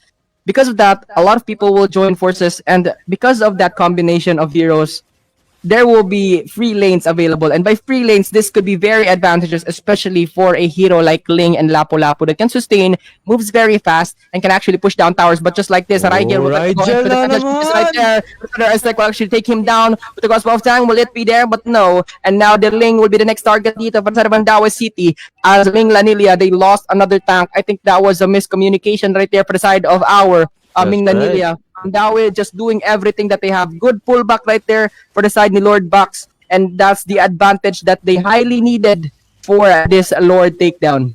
That's right. A lot of good plays come out from Lord Bax into this game, no? The very quick response time to be able to pop the Divine Judgment pag lumapit lang ng saglit itong si Rigel. So even if that's the tank, that means it's gonna be a 4v5 if they ever try to contest the Lord. And meanwhile here, there's gonna be a little bit poke. But as I was saying, even if 4v5 lang and tank lang yung na-pick off nyo, that's still a 4v5 coming into this Lord fight. And they do not want to go 4v5 into a Lord fight. Maaari pang ma-wipe sila. So MINGLANILLA, recognizing this, will be able to retreat and try to defend na lang against this Lord and the Lord minions coming in a few minutes as we approach the 15-minute mark. Now this is a Luminous Lord, and they can highly use this. If this Valentina can actually go for a hero. Oh, he actually went down for this Lapu-Lapu. The bravest fighter will be the selected skill build for the side of this Valentina. And now, having said, they have an Arlot available, they have a Divine Judgment, and look at this Ling in the mid lane trying to cut down some waves, but there are two people trying to charge in as well. But the Luminous Lord is now charging on towards the tier 3 tower dito. So this tier 3 is no longer part of this game sa top side natin. So let's see kung anong gagawin dito ng Mandaue City. Will they find another pullback? Kung mukhang hindi ba? And this is a tower opposition in favor of the side of our Mandaue City. MINGLANILLA just doing everything, and by everything, I mean this Link cutting down every wave. The conceal play is available dito. Maghahanap dito para kay Raijin, pero buhay pa rin. We'll just jump in and jump out sa ating mga cliff side, and that's a good thing. This is the power spike right now for the Link. Having said that, you have the highest ability of the game right now to actually cut down waves, go segways, or actually find pick-off kills. That's right, and it's gonna give a lot of breathing space here for the side of MINGLANILLA. No, when the Ling is able to cut out those waves very fast for him as well, spotting out that conceal play. He was able to escape. Very good on him, and that's gonna be a kill avoided here for the side of MINGLANILLA. Once again, I think it all goes down to how Rigel is gonna be able to set up for the rest of his team. That's the only image in my head that will allow them to take it away, knowing that Lord Box is always going to be there ready for the Divine Judgment. I feel like as soon as the Divine Judgment is popped, there has to be a lot of CC coming out from MINGLANILLA. They have to burst it all out to try and bring down the vast majority of this team, because even if Ryojin tries to focus the 1-1, the attack speed allowing the 1-1 to try and dash very fast. Oh, the attack speed, ang bilis naman, right there. The movement speed is just going to be so hard for him to try and burst him down solo. So I feel like whoever is front, they should go to like front to back gameplay instead and try to get it. It looks like this bottom tower just might be dead here. Will be brought down by Ryojin, and he jumps out as a Ling should. Very balanced, by the way. We'll be able to escape. Very balanced, by the way. And there you go. That is going to be an even play. And just because of this rat coming in from Ryojin, there's no more bottom lane inhibitor for Mandaue City. So they have to worry about the stronger minions that will be coming towards that bottom side. So it's a lot of breathing space once again for MINGLANILLA, just thanks to Ryojin on this lane. And yes, sir. And with that, this is now an open pathway for minions to actually go in, especially when the Lord is located at the top side of the map. This is a good sign right now.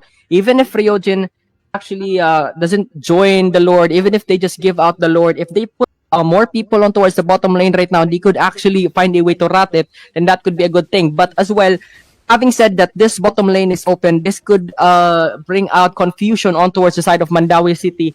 If either they will defend down this bottom lane with 2 people, or they will push down for a turtle with 5 people. And just like this, as I've said, 4 people lang yung nandito para sa ating Lord side ngayon, kasi nga pinapunta nila dito si Arlot para sa baba. And the Lord very low right now in this position. Let's see kung saan papasok yung ating MINGLANILLA with the conceal play para sa kanila. And now 5v4 yung ating kuponan dito. As for the side ng ating Mandaue City, they are trying to low and down the HP sa ating Lord na available ngayon. Naghahanap na lang dito ng Divine Judgment pullback para sa kanila as this Lord reaches down onto our 16k para sa kanila. And now, will it Oh. be the sign for our Minglanilla team to actually join in as now with the Arlot available? Nakapag-conceal play pa dito, maghanap ng isa and the pullback is right there. Makapagpatay ng kaagad. And yun, wala na Rifle si is gone. Michael. He is not part of it all. Ito Tempest of Blades para sa lane, very low pero hinahabol dito ng ating Arlot. Dalawa yung patay sa wala pero maghahabol ng isa. The previous fighter dito Oh, para sa ating Vincent. Valentina. Pero where we have the federal strike pre. Mamamatay, hindi pala. Grabe yung damage out dito ng Lancelot tsaka yung 1-1 as a 5-man wipe out yung magaganap. Akala ko mapa-federal strike pa doon pero hindi na pala kailangan. And that's Uy. about it. Mandaue. He actually goes down for the count. But Mandaue Alright, with this yun na comeback pala. in this game, bro. What a play coming in from Mandaue, no? Definitely trying to show dominance. Actually, early game and the middle game, they were actually lacking a quite bit and just trailing right behind Minglanilla in terms of the gold lead and the tower aggressiveness throughout the entire map. But what a play from them, being able to stand their ground and take the objectives that they need. Still, very good props and big props to Minglanilla for showing them a really good fight here coming into this afternoon. Thank you for making our match 2 very exciting, no? And we have to give props as well to Ryojin for his ability to actually try and lengthen the game for his team. It could have gone a lot of ways, but they needed to commit the Farsa in the base in case Sure. somebody decided to rat the bottom lane. So without the Farsa, no instant feathered airstrike, a lot of lacking damage. But I feel like with the Farsa, things could have been better for Minglanilla. Unfortunately, with the map rotation and very well played here coming out from Mandaue City, they're going to be able to take the win. So that was match 2 in a few minutes, or who knows how long, no? There is going to be our third match upcoming. And what match is that, Dion? It will be. Where's my list? Oh, my list is gone. What match is next, Stanley? Barili versus Liloan. That's gonna be Barili Barili versus versus Liloan. Liloan. So ayan na.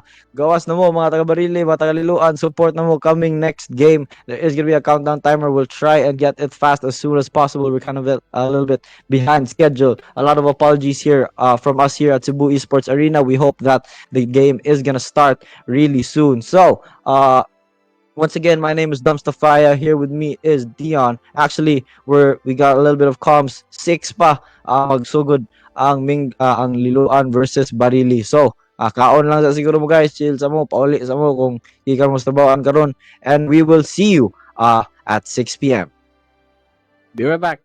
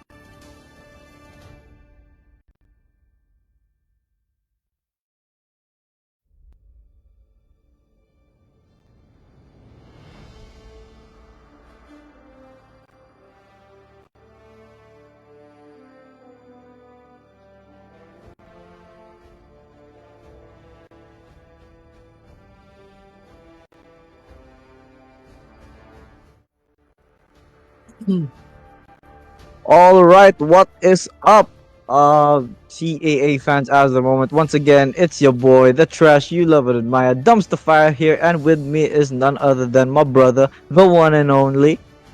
Dion, my guys. Welcome back to the That's stream. right. And now we will be covering the game of our Barili versus Liloan. This is a super fun game, especially when we know certain people that are in these teams, Martin, especially with our player from CEL, actually. Hans True. God, which is Geoffrey Hans, no? Hans. Good. I heard the LVD team is actually pretty strong as of the moment. So here you have it, jumping right into the draft phase. On your left side is gonna be none other than Team Barili, while here on the right we have Team Liloan. All right. So all of the people or the viewers who are from these two cities, please comment your support for the teams that are battling it out right now on the CEA Invitational. So. Just tell people, Laban Barili, Laras Barili, all right. So we have a lot of support already here in the comment section. We love to see it. So here you go. There's gonna be a fanny ban here actually for Barili, and Kadita ban as well here for the side of Liloan. I mean, why would you not want to ban a funny against Silly Borgi? I'm talking about the assassin god of That's Cebu. true. That's true. Well, I don't really Silly Borgi won. Yeah, Silly Borgi won. Not two. This is CA. Not Not three. two, not two. One. Not three. One. Yeah, Yes, God, sir. Silly Borgi one. All right, so there you have it. There is gonna be a ban as well on Tuna Novaria. A little bit of the bans here starting to make a lot of sense now. Finally, for me. There you go. The glue actually finally banned here for the side of Liloan. There will be no Novaria for this game, so not a lot of poke, super long range mages unless they pick somebody like an Eve, for example, or maybe even a Sicilian or a Farsa as well. Sicilia. Yeah, with a feathered airstrike. Yeah. So here you go. Cho like Kuya Jan already here for Like the Kuya Jan. You know who's first pick. Kuya Jan? You know someone else No. named Jan? It Oh, is our Jan. friend It is Jan our Stanley. friend. Jan That's right. Stanley Kuya Jan. Alambre. Yes, sir. Yeah, Jan Jan. Stanley All right. Alambre. Oh, the Oh, there Beatrix it will be is. swapped there. There you go. Celiborge one instantly onto that Ling. They want to prioritize this Ling here for the side of Liloan. Steve Sanity. Oh, that's a name I haven't heard in a while. Steve Sanity, everybody. CL, Actually, CL. Steve Sanity is always either on Joy or Arlot. That's what I Yes, remember sir. him from. Jun. That's his Either- heroes. Yeah, I don't know any other heroes that. I mean, he probably can play them for sure, but I've only seen him on Arlot and Joy. And if it ain't broke, don't fix it, I guess. And he locks Yes, in sir. that Arlot here for the side of Liloan. Instantly, though, there will be an XP lane response here for the side of Barili, locking in that Lapu Lapu. So, what do you think is going to be the image of this XP lane? Like, which of these will be leading? Because we did see that in the last game. There was an Arlot as well up against a Lapu The Lapu Lapu. Lapu. I mean, knowing Steve Sanity, this guy actually loves Arlot. I mean, just like what the comment section said earlier, you might nerf the hero and the emblems, but not the player. So let's see if Steve Sanity still has it in his sleeves. The Arlot King of CEL. Let's see if he still can actually use it, especially in CEA. But having said, this is a Lapu Lapu. But the difference between Lapu Lapu and this Arlot actually is this Lapu Lapu requires that itemization before he can actually leash in a lot of HP in order for him to sustain in towards the lane. But in terms of damage output, I think it will be kind of stable for the both of them, considering that they have a lot of long range type of skills available in this That's XP lane. true. So I'm really, really excited to see though, because now there's gonna be a Moskov pick here for the side of Liloan. We all know how a Moskov is. Very, very squishy. Not really a lot of super escape abilities apart from his blink that cools down per every hit. So you have to be really fast and really precise with your accurate as well with your CCs. Bring down a Moskov as easily, and in the hands of somebody like a person from LVD, it's definitely something that we're gonna have to take into consideration. But then again, in terms of the gold lane, going up against a Beatrix, as long as the Beatrix is able to get that clear and poke in with a sniper rifle and the rocket launcher as well, it's gonna prove a little bit difficult for Raboni here on this Moscow. But it all goes down once again to how these teams decide to play it. They definitely could go for a support babysit onto the gold lane, but we'll see once the game goes on. So there's gonna be a Cho instantly locked in there. Alucard. So Cho like Kuya Jan will go up against Or a like Cho. Kuya Jan. Yes, Cho sir. like Kuya Jan. Ano Ikaw kaya like yung Kuya Jan. ano kaya yung Cho ni Kuya Jan, no? Sinindot Mhm. yung Cho ni Kuya Jan ba?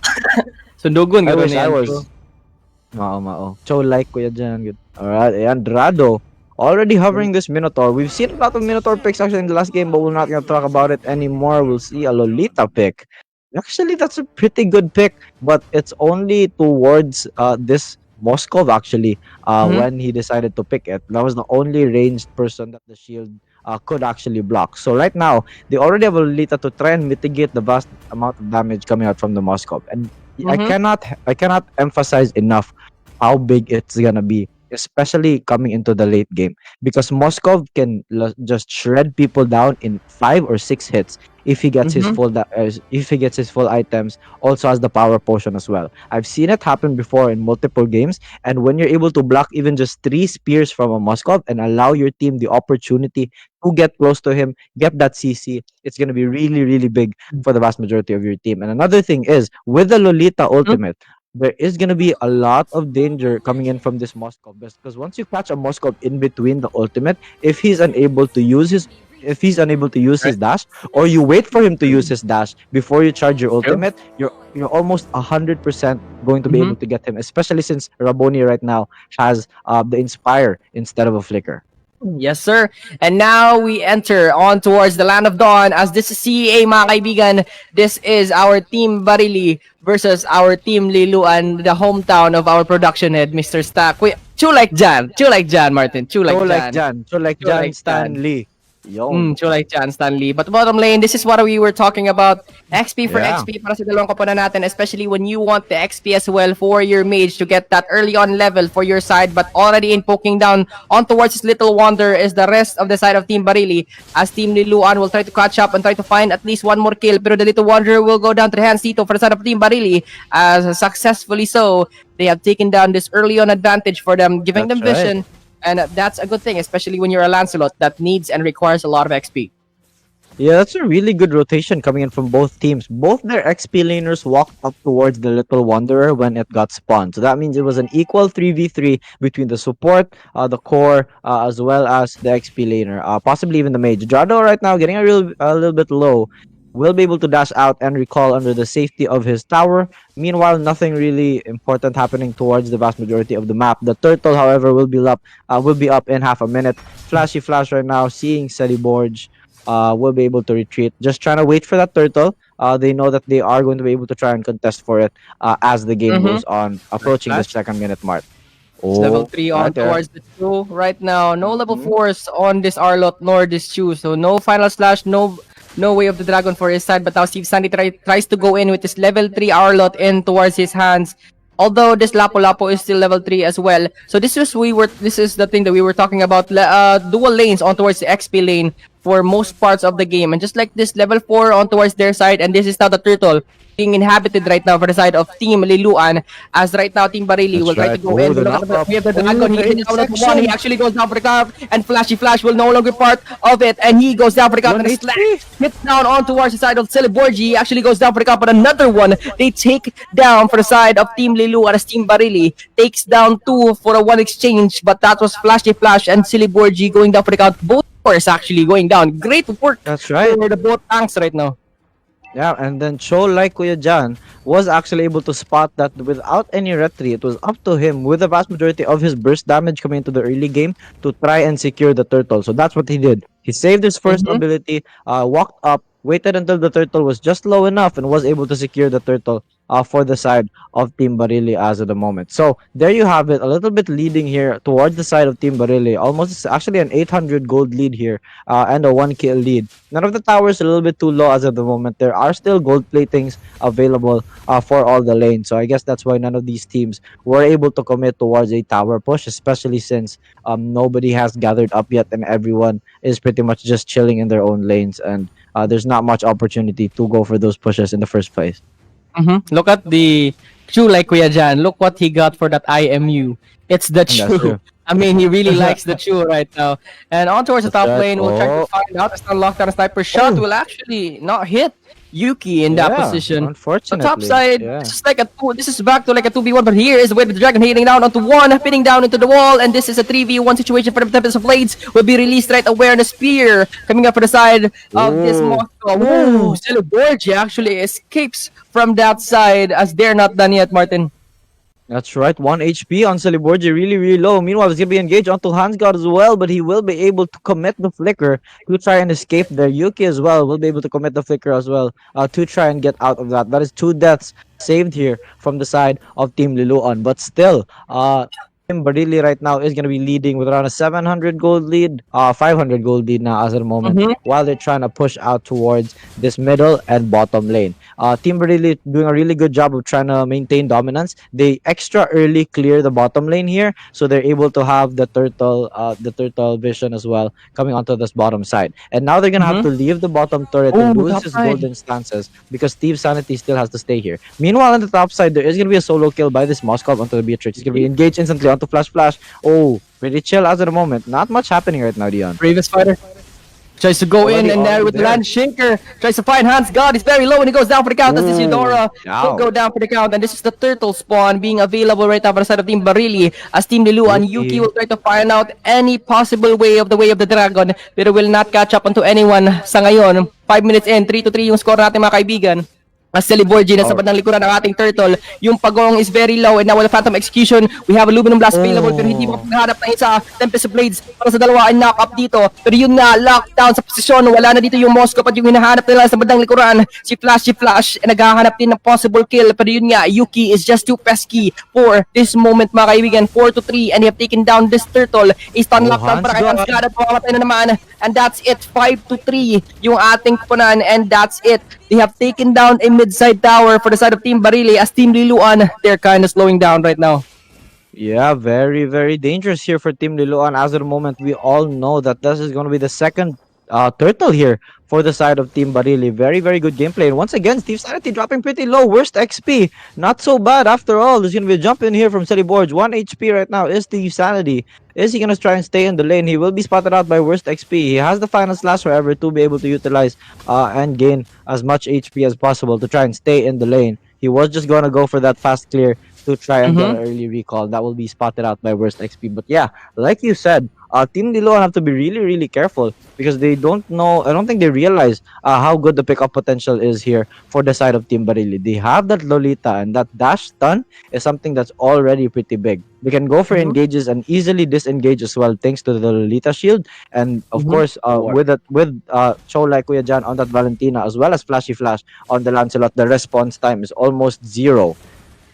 Oh, fear there onto Yuki. Will not be Almost 0. Indeed, that's actually true. And right here is Yuki looking for a possible kill. I mean, Chu like John, I haven't seen him that much use that way of the dragon as much as Yuki has, considering that he is a Cho for the side of Team Liloan. But right now, Yuki looking for a possible kill, but the Thorn Rose is right there, the Phantom Execution as well. Yuki will actually escape on that one. Very slimy on towards finding down that Lancelot. Pero look at Celeborgi right now, trying to find a segue on towards his mid lane. Pero yun nga, although they popped in that conceal, pero this is a turtle, a pagong going down to the side of Team Barili, Martin. That's right. Celeborgi 1 will be available here. He is able to try and get this. The vast majority as well will be spotted out here for the time of Team Liloan. There's going to be engaged. Their final slash instantly stunned here will be Yuki. But now this Arlot is in the middle of everybody on the enemy team. Celeborgi will drop pretty low though. The turtle is reset. They're trying to go for heroes as at the moment. Steve Sanity alone will be able to commit the flicker to try and escape. Yuki as well using the combos on those Cho to try and escape. But now the turtle is being brought down really, really fast by Team Barili. Will there be an answer here from the side of Team Liloan? It seems as though they decide to give it out for free. That's the third turtle actually to go to the side of Team Barili, and that's gonna be a 2k, almost 3k gold lead, approaching 3k gold lead here for the side of Team Barili. Team Liloan really need to have an answer coming soon. I think what they're trying to wait for is for the right items coming out from Raboni, but now there's going to be engaged onto him. Speaking of Raboni, there it is. The Way of the Dragon will be able to bring him down, and that is a dead MM. There's going to be a stun onto Yuki that's saying, hey, why'd you do that? But now, to commit, but that's going to be able to use the flicker, and that's going to save the flicker here coming out from the vast majority of their team. No more flicker on this Cho. so they don't have Will to it worry be about any Way of the Dragon in sections anytime soon. Will it be okay though to not have any flicker, especially when you're approaching on towards the Lord timer available in this position? Will it reach the right time where they will take the Lord or find pickoffs right now? Especially when your Cho really That's right. require, I mean, not that much, but you really need that flicker to find a way to actually kick back someone, pull it and down Yeah. to your team, and find a position, find the pickoff, especially when you are having this Moskov and Ling available for your side. But now the target will be Steve Sanity with his Arlot, zoning down and finding a position to catch down the Celeborgi with the Sling. But Team Barili, they are very composed as of the moment, and they're controlling this tempo Yes, of the sir. game, 6-3. And this is now 2K gold lead in favor of them. And this is nearing towards this Lord timer, Martin. That's right, and they're also leading 2 towers as of the moment. So you have to take a look at Yuki. As you said, will the flicker be able to make it on time for the Lord? But I calculated it as the Lord is gonna be up. He has around 20 seconds to wait before his cooldown is already there. Yuki will have the dash to disengage. That's why he's up there, but he miscalculated the damage coming out from the side of Team Barili, and it gets bursted down almost instantly. That is gonna be the Cho dead for this Lord fight if they choose to take it. Meanwhile, on the top side, there's gonna be a try disengage here from Worst XP. He's dropping really low. He's in the middle though of the vast majority of Team Liloan, and that's gonna be a 4v4 for this Lord fight. Should they ever choose to take it, there's gonna be a stun there onto Steve Sanity. Liloan trying to make their Lord. way towards the Lord right now. Will be spotted out. Is the rest of Celeborgi. Balili 1 HP? But there you go, Celeborgi.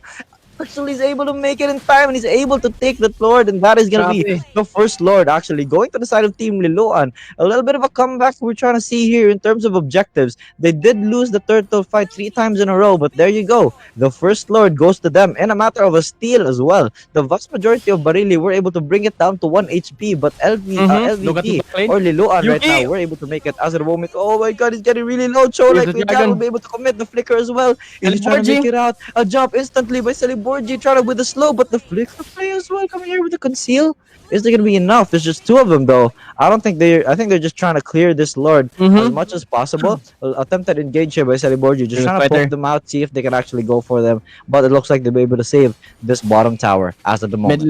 Mid lane though, I think they can't defend this right now, considering that this Moskov can fast clear or fast push in this position. And just like this, Celeborgi jumps in para sa dalawa dito. Will they find a kill? It's a question of Tempest of Blades para sa tatlo. Isa yung mananaka-up nila, pero yung Lapu-Lapu is mawawala na kalakad mga kaibigan. And there it is. Meron pang strike dito, pero look at the back lane. We have the Lancelot just going in and out. Tusok kung tusok, pero mamamatay din kaagad. A 3-4-1 exchange kaagad yung magaganap. 11-4-8. Pero that's a good defense para sa kanila kasi nga tatlo para sa isa lamang yung naganap dito para sa Team Barili. Pero Team Liloan, mga kaibigan, grabe. That was much of a comeback considering that 11-8, Martin, and it was the gold lead on towards the side of Team Barili. But right now, Team Liloan has it in the bag. 2K gold lead in favor of them, although the kills will be heading on towards the side of Team Barili. But Team Liloan, although that was a good defense as well from the side of Team Barili, but Team Liloan clearing down all the tier 2 towers available in the game.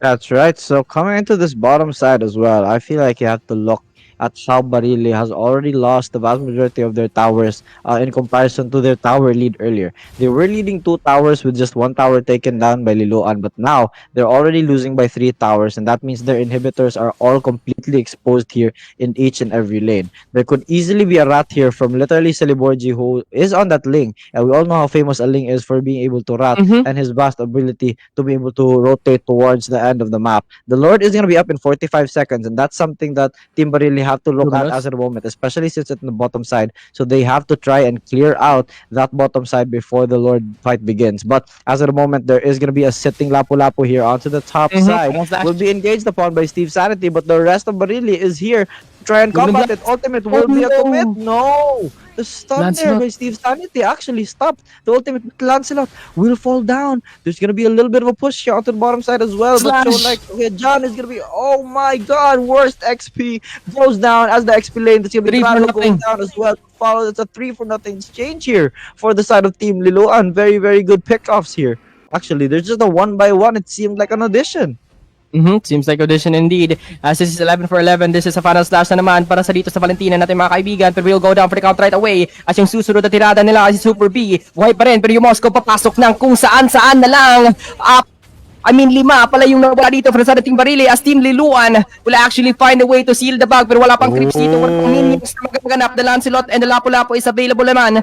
Let's see kung madidepensahan nga ba talaga nila as eto yung Lancelot to turn rose. Here tries to go in the Winchant right there to actually save himself up from that Lancelot. Another turn rose pop right here for a flashy flash. Pero will it be enough to actually defend this all down? That could have been the game. Pero yun nga, the timer for their side to actually find a way. Pero here, the Phantom Execution to the Blades. Dalawang ulti yung ginamit nila para makapag-escapo sa isa't isa. Pero this is the Lord going down to the hands ng ating team Liloan, mga kaibigan. That's right. Liloan being able to secure the Lord habang hinahalap nila the rest of majority here for the side of team Barili. Actually, that was actually an underhanded take. I don't know if Celeborgi was able to take it off himself, but there you go, and engage onto Flashy Fast. Already 1 HP. He's trying to be brought down here by Steve Sanity. Engage, a knockup by 3 people there onto Yuki, but there's not going to be enough. They're trying to disengage here. As of the moment, that is going to be a little bit chill. But the Lord already towering down towards the middle side. It looks like this Moskov is trying to clear out the bottom side as well to try and get those minions to push at the same time. To time it out, but it seems like the middle lane will get there a little bit prematurely.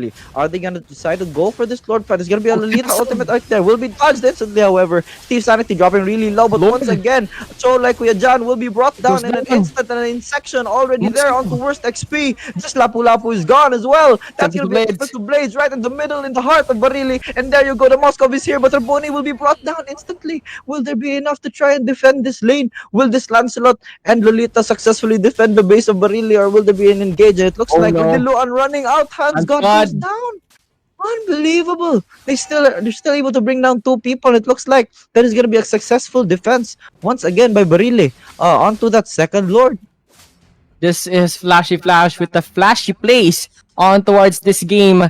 They have had a lot of opportunities right here for Team Liloan to actually end the game. Pero yun nga, Flashy Flash is always everywhere, always trying to defend this Crystal. He does not want to lose this game at all. He wants to win it all. True. Ayaw niya matalo dito. Mukhang gusto niya magdepensa hanggat sa kaya pa niya dito. And this is you revealing himself. Celeborgi is in this position though. So let's see if they will try to find anyone in this position.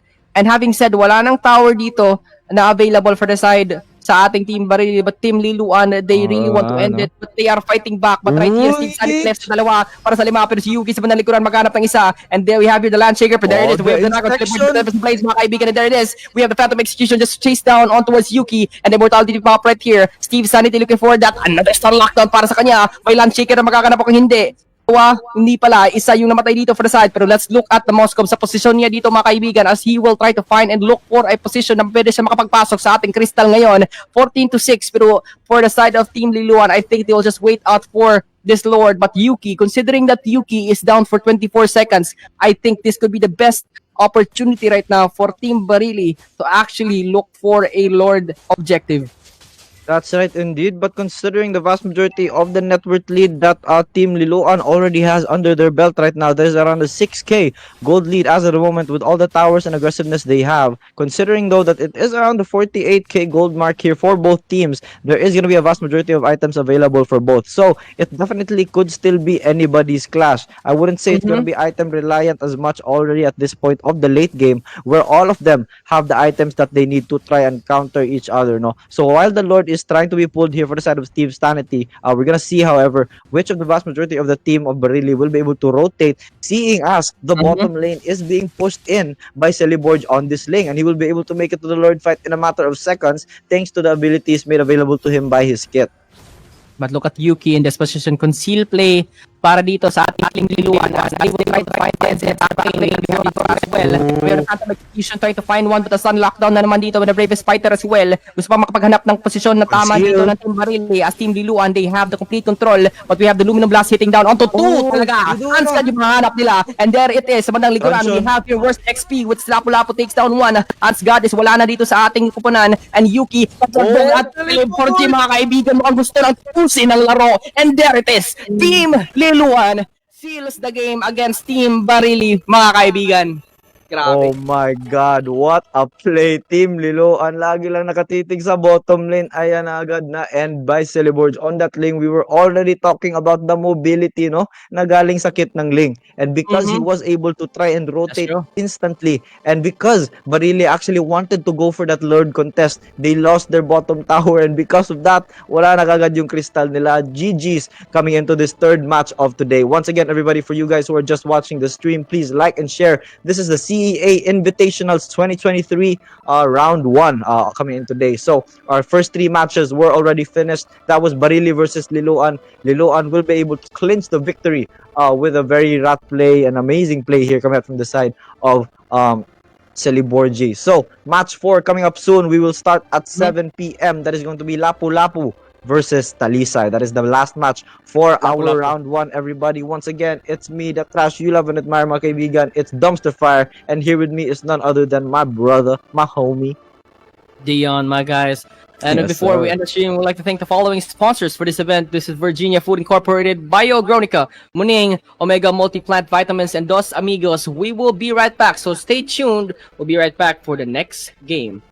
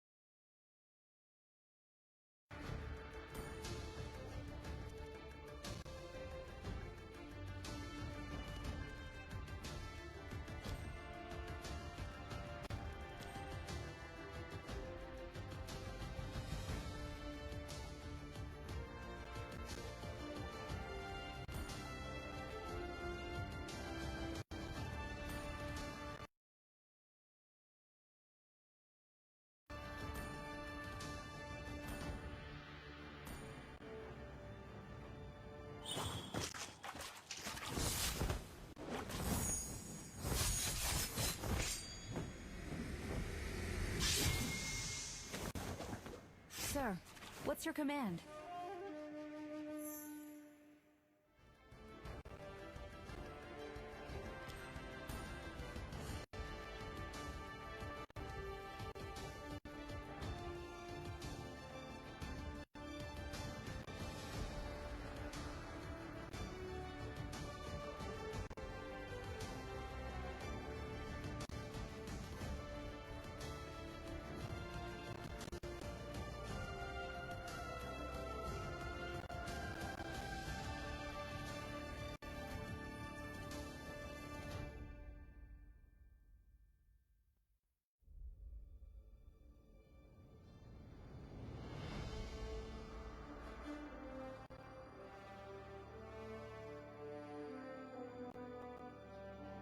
Did it work?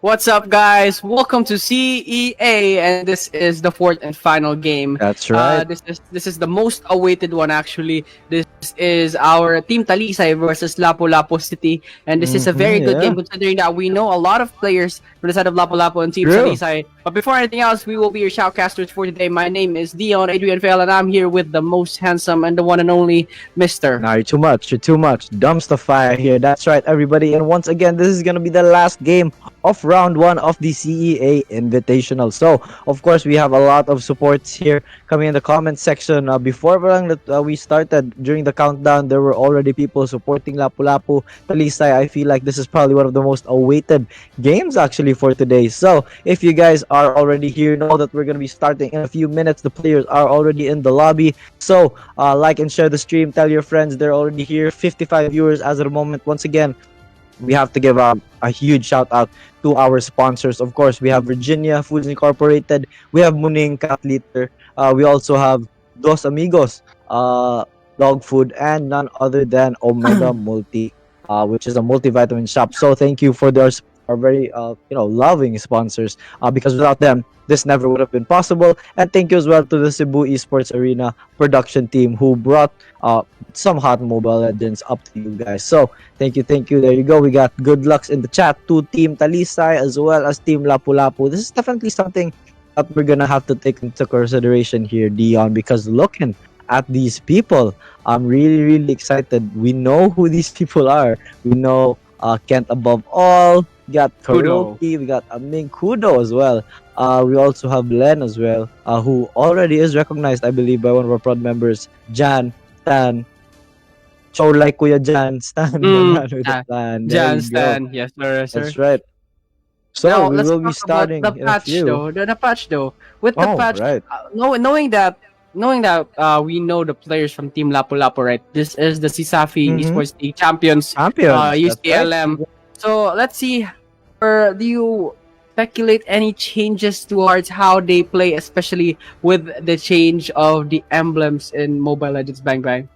I don't think there's gonna be much of a change for them, because knowing this team, knowing the Lapu-Lapu team as of the moment, we already know their ability to be able to adjust to the meta, and this is something that they've proven throughout the CSAFI run. It was actually a Cinderella run, a Cinderella story. They were fighting through the lower bracket to the finals and actually winning it all over the undefeated team at the time of CSAFI. So this is something that we're able to see credits towards their ability to make adjustments, and this emblem revamp is no exception. These guys are here to play the game, but of course, like all the teams that have played earlier in the first 3 games of our round 1, will definitely not be shocked if they are able to adjust very quickly to the meta. These guys are, I'm actually seeing a lot of mythic people already, and the season just started. I'm still in epic.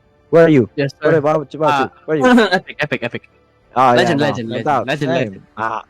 Sure. Legend. Anyway, talking about, see, we can see right there, UCLM, Kudo, and these players, my guy, super high efficient. The way they execute the game is well-rounded as well. Now let's see if for the side of Team Talisay, though, do they have something, considering that UCLM or Team Lapu-Lapu, this is a team that's well known. They have live streams, as I've seen Kent above all, and as well Aming and Fire. They do live streams on Facebook. So let's see if Team Talisay will anticipate some things for them? Well, do they have some tricks up their sleeves in order to counter up Right. how Team Lapu-Lapu plays, or what do you think?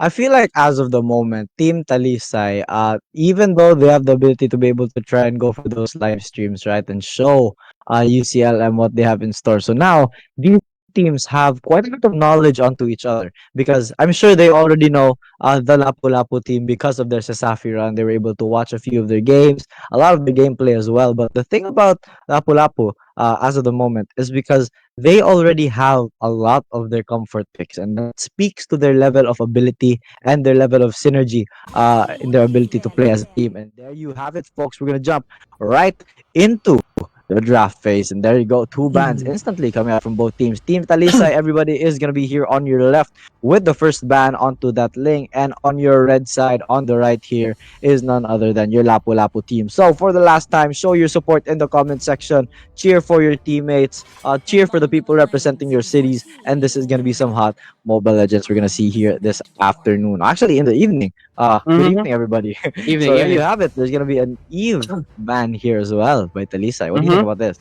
The We've seen Eve Eve being ban. banned actually a lot I recently. mean, this is the type of hero Kudo picks, that very long range hit True. mark type of hero that splashes a lot True. of damage, which controls his zones, and this is the type of hero that UCLM or Lapu-Lapu City actually copes up with, considering that they usually go for either an assassin type of core, or they would go for a tanky type of core, a durable one such as like an Akaya Fredrin. But having said that, the patch has changed. Oh, Talisa actually got that Novaria pick, a very strong hero with the Cosmic Wave, the Cosmic Echo, and the Cosmic Yeah. Meteor available. Super, super strong on towards the hands of Team Salisay. But this is Dwin. We're talking about Oh, FG with his Lancelot, that's and right. Aning on Fire That's with his right. signature Lancelot. Yeah, and a fun fact here for Dwin is I don't think Dwin's ever missed a retry.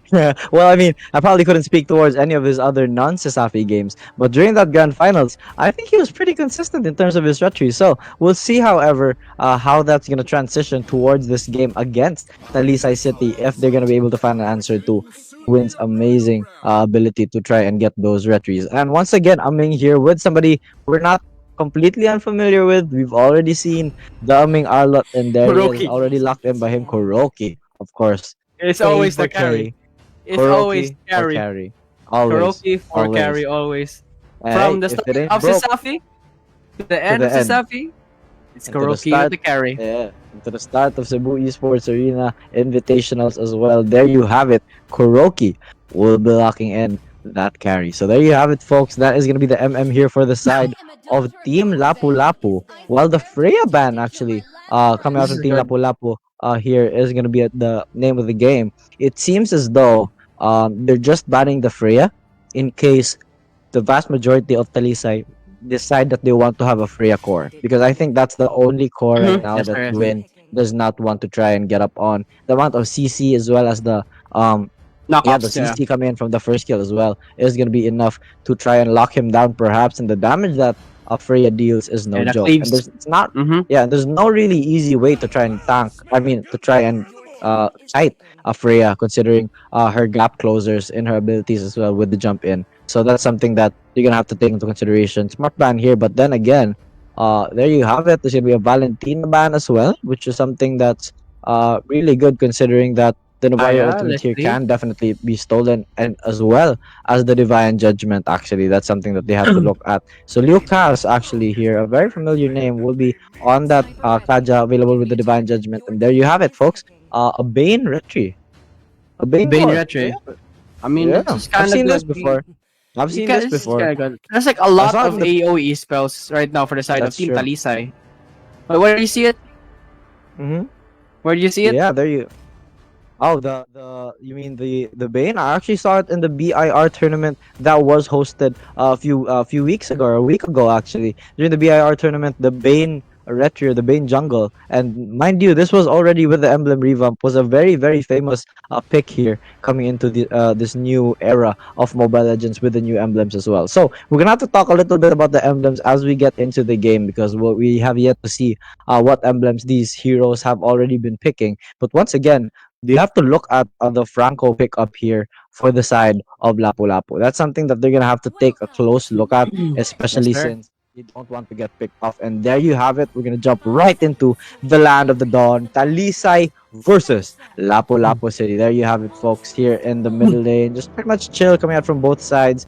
It's the same. It's the same story as most. Just the supports trying to capture a lot of Mm-hmm. vision on towards the jungler, and the The jungler leash. just doing his thing, clearing the buff. So not much is gonna happen as of the moment. But we're looking at the team composition. We're able to see finally what abilities they Available for them, especially with Lapu-Lapu as well with the previous fighter. They can clear the waves faster, get towards objectives, or find a way to rotate around faster around the map. But in this position, it is Team Talisay that will have an early advantage, I guess, in towards clearing or having this fast rotations around the map. But for Team Lapu-Lapu though, this is the composition as well that is very strong when it comes to a 5v5 fight or a 4v4, That's true. especially with pickups. They have a surprise right here with the Bloody Hunt from the side of this Franco, and they have a lot of damage outputs as well. But it all comes down onto who will snowball first, especially in the mid game where they acquire a lot of XP. Yeah, that's right. So coming into the game, you see that the teams are actually matching each other's rotations. They know where they're going. For instance, when the Franco decided to go, we're definitely gonna be able to see some Mobile Legends here as the game goes on. It's definitely something that the viewers right now should take a look at. So the teams are requesting pause as of the moment from Lapu Lapu with a little bit of lag as of the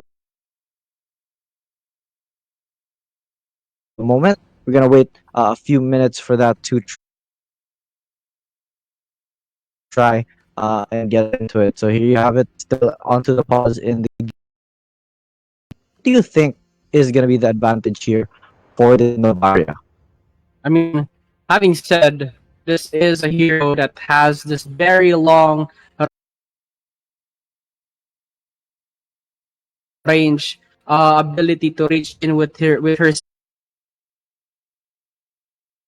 skills in that position. But the globalization as well, the global Yeah. movement that he has can go through walls and where he can go in and out very fast, can escape a lot of skills. This is super good for Novaria, especially when you're going against a Farsa that zones you around, where he forces you to use a flicker very early on, but towards bottom lane, as this is the very stable side Team Lapu-Lapu pushing on, defending down Kuroki and getting all the resources that they could have. And this is a good thing. They have already done on clearing down the resources on towards the bottom lane. And next is the turtle side, Yes, which sir. they are going to rotate right away. That's right. So that's gonna be the turtle up in about a second as we reach the second minute mark. The Bane is though here. Thank God already spotted out by a lot of Lapu-Lapu City, but mind you, the vast majority of Talisay are already level 4. Meanwhile, it looks as though Ming has to clear up this top side Yes, to be sir. able to reach his final slash level. It will be available to him right now as of the moment. So we'll see how this fight And goes out beyond. There's gonna be an Iron Hook right there. Will Feather's not connect strike. onto anybody. Yeah, Alexis will already Oh, try there it and is. connect here. As of the moment, there you go. The Suppress. Feather Airstrike just pops instantly. And that's gonna be Lucas already down. 2-for-1 exchange. As the moment, the turtle is still up actually. Who gets the retry? None other Win. than FGFG. There you have it. If you guys don't know, FGFG used to be named Dwin, but here you have it. He's already here coming into this blue side. Will be spotted out by Novaria. We'll see if they try and go for a contest. Things gonna trying to get towards his blue buff. Maybe he'll be able to get it. Mm-hmm. Yes, he does secure it, and that's gonna be FGFG in the middle. Ooh. Oh my god, the dash Kinda actually lost. went on cooldown. Yeah, there was no dash reset Oh, an there. iron hook. Yeah, the Iron Hook as Oh. well already connects onto Lucas, but he is a little bit too tanky here. He does have the abilities as well. I feel like he took the emblem that allowed him to gain more tenacity as his HP got a little bit lower. Wasn't, really brought down to fatal damage there, and that's gonna be this Kaja surviving for that portion of the fight. Yes, sir. Top side though, we have Aming here going down for the count, as this Lapu-Lapu will have an advantage on towards this XP lane matchup for the meantime. But as we speak of it, 3-2, this is not so much of a gold lead right here for the side of Team Talisay, but Team Lapu-Lapu, they can go in later on, especially in the mid-game scenario where they have a lot of XP, considering that their composition is based upon how they interact with each other. They have here the Bloody Hunt, they have here a lot of holds, especially with this Farsa and this Franco available to knock down or burst down anyone. And in this position, just like what I'm talking about, there's an iron hook hitting down onto one, and Kudo with the feather air strike, just like what I was talking about.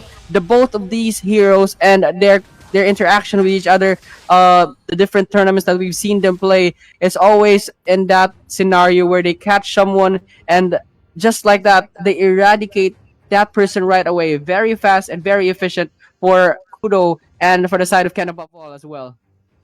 That's right. So that's definitely something that we're gonna have to look at as of the moment while the game is being paused. Looking at the scoreboard right now, it's 3-3 and an equal 11k gold for both of these teams. There is, however, a 300 gold lead here for the side of Lapu-Lapu City, but still, we have to look at the fact that these teams are able to go for those rotations, right? They all know that the contests are also there, but nobody ever overcommits. They're able to get back whenever they need to get back and re-engage whenever they feel like their team has the upper hand. But as of the moment, I feel like the bane or the thorn at the side of Talisay City right now is going to be Kudo with this feathered airstrike. They have to be able to try and stop this Farsa from doing enough damage with her feathered airstrike as the clash goes on. But that's going to be definitely a challenge, seeing as the range of that feathered airstrike is just too high to deal with. And Farsa does have the bird form to be able to try and escape. That's indeed true. A lot of mobility right here being shown just for the mage for the side of Team Lapu-Lapu. And as well, yeah, thinking about it, Novaria can actually go through walls and Farsa can actually go through walls as well for the both mages for Team Talisa and Team Lapu-Lapu. When you think about All it. right. That's true. That's true. They do have a lot of good mages here at the moment. With Alexu right now, with one kill in the XP lane, will be a death less here than Aming. But once again, at this point, we're only nitpicking at the a little bit of changes or differences that we can see in in these teams. But when they go for those team clashes, I feel like rest assured it is going to be a little bit even. Kuroki right now trying to get a little bit of that gold plating. He decides to back out though. Really worried about this Kaja who already has a divine judgment, who could be literally sitting anywhere. The turtle has spawned now on the top side, and we see Lapu-Lapu City right now being spotted out in the bottom side. There you go. There's gonna be a little bit of a push onto the tower, but the turtle is already up as of the moment. A push onto Kent above all right now will be able to take the meteor, but Len goes down as he is unattended in the bottom line. He's gonna ultimate as well, but FG gets the execution as well. That's gonna be a retry. That's gonna be the second turtle here for the side of Lapu-Lapu City. There will be a meteor that lands on him, but not as much damage as of the moment. While Poom though is 3-1. Oh, will be dived here. Is that going to be enough to bring him down? He gets really, really low, but things are looking dangerous. Poom here as well. FG still ready to go for anything that he can muster. He has the ultimate. Whoa, oh my god, he makes it out. Actually, with the dashes, and there you have it. Alexio trying to go for more. Will he have the flicker? Yes, he will, but the shield already there as well. Is he going to make it out? Yes, he will. And Alexio is in the middle of Lapu-Lapu City. Oh my god. Did you see the shield? What a bait right there. Yeah, the Lancelot used his retreat to gain a shield, and with the flicker ultimate from Alexu, he survived. What a play there coming from FG. This is some really, really good Mobile Legends. Oh my god, Retri Gods here, says the comment section as of the moment. Indeed, what a play by FG. Crazy. What a play indeed. Like to think that he baited out two heroes to go in towards the zone around the side of Team Lapu-Lapu, and because of that, they actually killed one more person aside from killing someone earlier, and they have taken down another blue buff with Phantom Execution already here. Novaria, just like that, just 2 strikes in 1 hit, and that's the Novaria deleted from the game, and the next target will be this bottom lane, as I think they will find a concealed play, but already in with the ult from that Leslie. That pursuing onto it right now, trying to go in with the final stats, the Thorn Rose. Hindi nila mahanap dito, as this is just an escape naman for the side. The D-Win FG will try to escape, but this Bane, super strong, but now with a concealed play on towards the bottom lane, trying to find out where his position is. Will there be an iron hook? Len with that invisibility, concealing himself away from that bloody hunt, and that's a good sign. That's a good disengagement as well. Yeah, it looks like Poom's not gonna be able to spot out FGFG, but shouldn't matter. He's just trying to clear out this middle lane to make space for this turtle, as it has already arrived as we approach the 7-minute mark. Divine Judgment instantly onto this Franco with an ultimate from Bane to try and push him back, but there you go. The feathered airstrike reinitiation here coming in from Kudo will be able to bring down Ket above all. Actually, thinks God actually falls down as well. Ket above all will be losing his life, but a tank for a jungler is gonna be a worthy trade here for the side of Lapu Lapu. And there you have it. FGFG goes down actually, but Kudo will be able to secure the turtle, and that is gonna be yet another turtle here for the side of Lapu Lapu City. Lapu-Lapu City has just been on the roll right here, 7 minutes in, and it is already 2k goal lead. Not much, but this is That's right. a lead that you really want to hold on against a Bane and against a team or a team composition that clears very fast. And in this position, they really want to take next is this bottom lane tower, the side of 𝐂𝐄𝐀, which they really want to take as the concealed play is now being limited. And there it is. The Iron Hook does not connect, but 𝐂𝐂𝐀 will try to target up this tower. And now with that wave from the side of this Novaria, catches down the hit mark that they are in this position. Will there be any meteors down on towards their side? But I think not.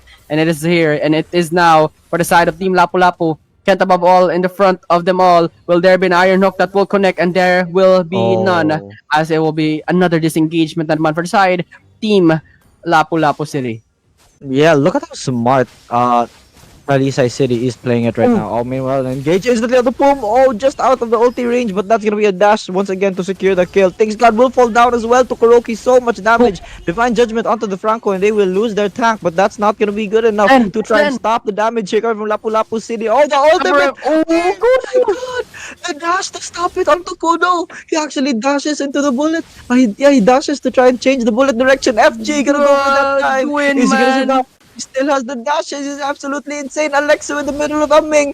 FG. He's gonna go down. 𝐿eukAS already trying to hide under his tower. There's gonna be the Poom there to try and spot out FG, but it's not gonna be enough. Ming will be able to escape here rather easily. What a play from Lapu Lapu City, actually. Grabe. Dwin Tusok, the Lancelot of Cebu, showing... Dwin, this is now your name, okay? You change your name in MLBB to Dwin Tusok from now on. As back in this position, 30 tower on towards the bottom lane. And this is now the Lord available right now for the side of Team Lapu Lapu, Team TALISAY. But the Iron Hook connect casual, mawawala ka agad dito. As for the side of Team Lapu Lapu, another kill, another objective na naman yung papunta sa kanila. And this is Dwin Tusok, mga kaibigan. Bagong pangalan. New name for Dwin or FGFG, Dwin Tusok ng Cebu. Bigyan nyo agad ng diamonds para makapag-change name agad. There you have it. Dwin Tusok nga.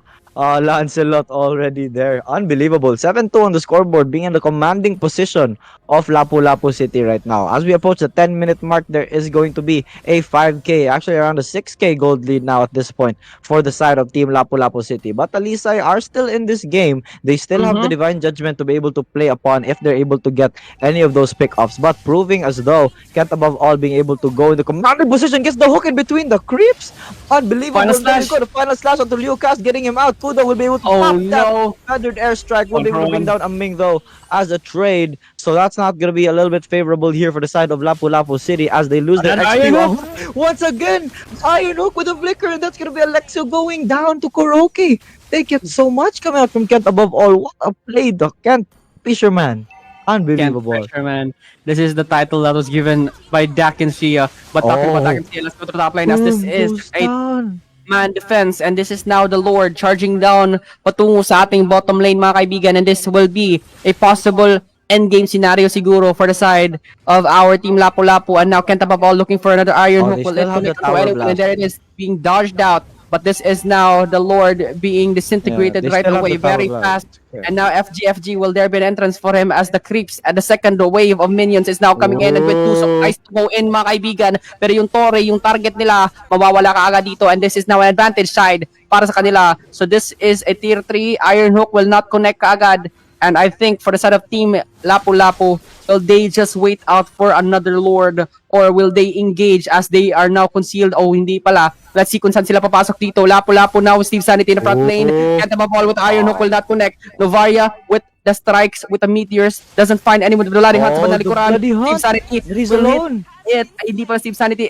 Ming on fire pala kasi sila yung laging nagtatapat sa Safi Esports League. I'm very sorry mga kaibigan, but this is now Lapu-Lapu City. Will they look for a lord?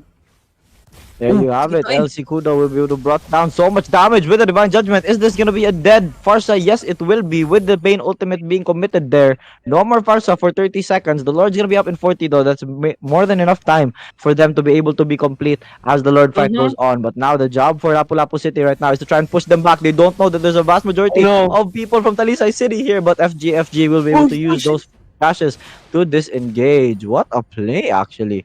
Be able to, animation cancel, animation escape coming in to those dashes. So once again, the Lord is gonna be up in 17 seconds and 𝐂𝐄𝐀 up in 5. They're gonna be complete here as a moment, but this 𝐂𝐀 will have his flicker unavailable as he utilized it earlier to bring down 𝐂𝐂𝐀 on that Farsa. So we'll see how they're gonna able to go for a disengage here as of the moment. It seems as though 𝐂𝐿EX is going to be the commanding position here to try and take as much damage as possible and engage. Oh, the Cosmic Wave, revealing 4 people actually from the side of Lapu-Lapu City, but it looks like Talisay City recognized their gap in net worth and decide not to go for a team clash as of the moment. Very smart from them, but that means they're gonna have to go towards the trouble of defending the second Lord coming into this game.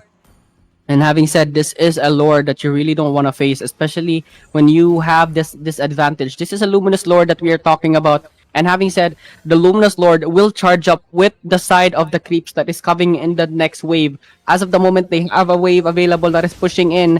And I think for 𝐂𝐂𝐀, he will not clear out the wave just yet. They will wait for the second wave to arrive in order for it to actually match down the rundown of the waves from top, mid, and bottom. As you can see, they didn't clear any wave just yet. And just like this, with the Lord advancing down on towards the bottom lane, Talisay, will they have a successful defense considering that they have a lot of AoE spells available in their side? But for the side of Team Lapu-Lapu, and just like that, having said, the Lord on towards the bottom lane, they have cleared down the top in order for it to flow with the top and the mid lane minions charging in, and Team Lapu-Lapu, will there be a conceal play? Is this the end game scenario for them? And this is now the conceal play. Tries to go in, Luminous Lord on the bottom lane. Let's see kung saan papasok pa dito. Saan banda? And yun nga, nahanap nila dito si Dwin Sanity. Pero let's see, papasok pa na sa 4, pero kulang yung damage, immortality puppet away. And here it is, Frozen Gross Spirit, mamamatay agad. And there it is, 4 para sa 2. And let's see, pushing down the lane is Lapu-Lapu on the beam. That is it. Lapu-Lapu gets this game, mga kaibigan. And that's right.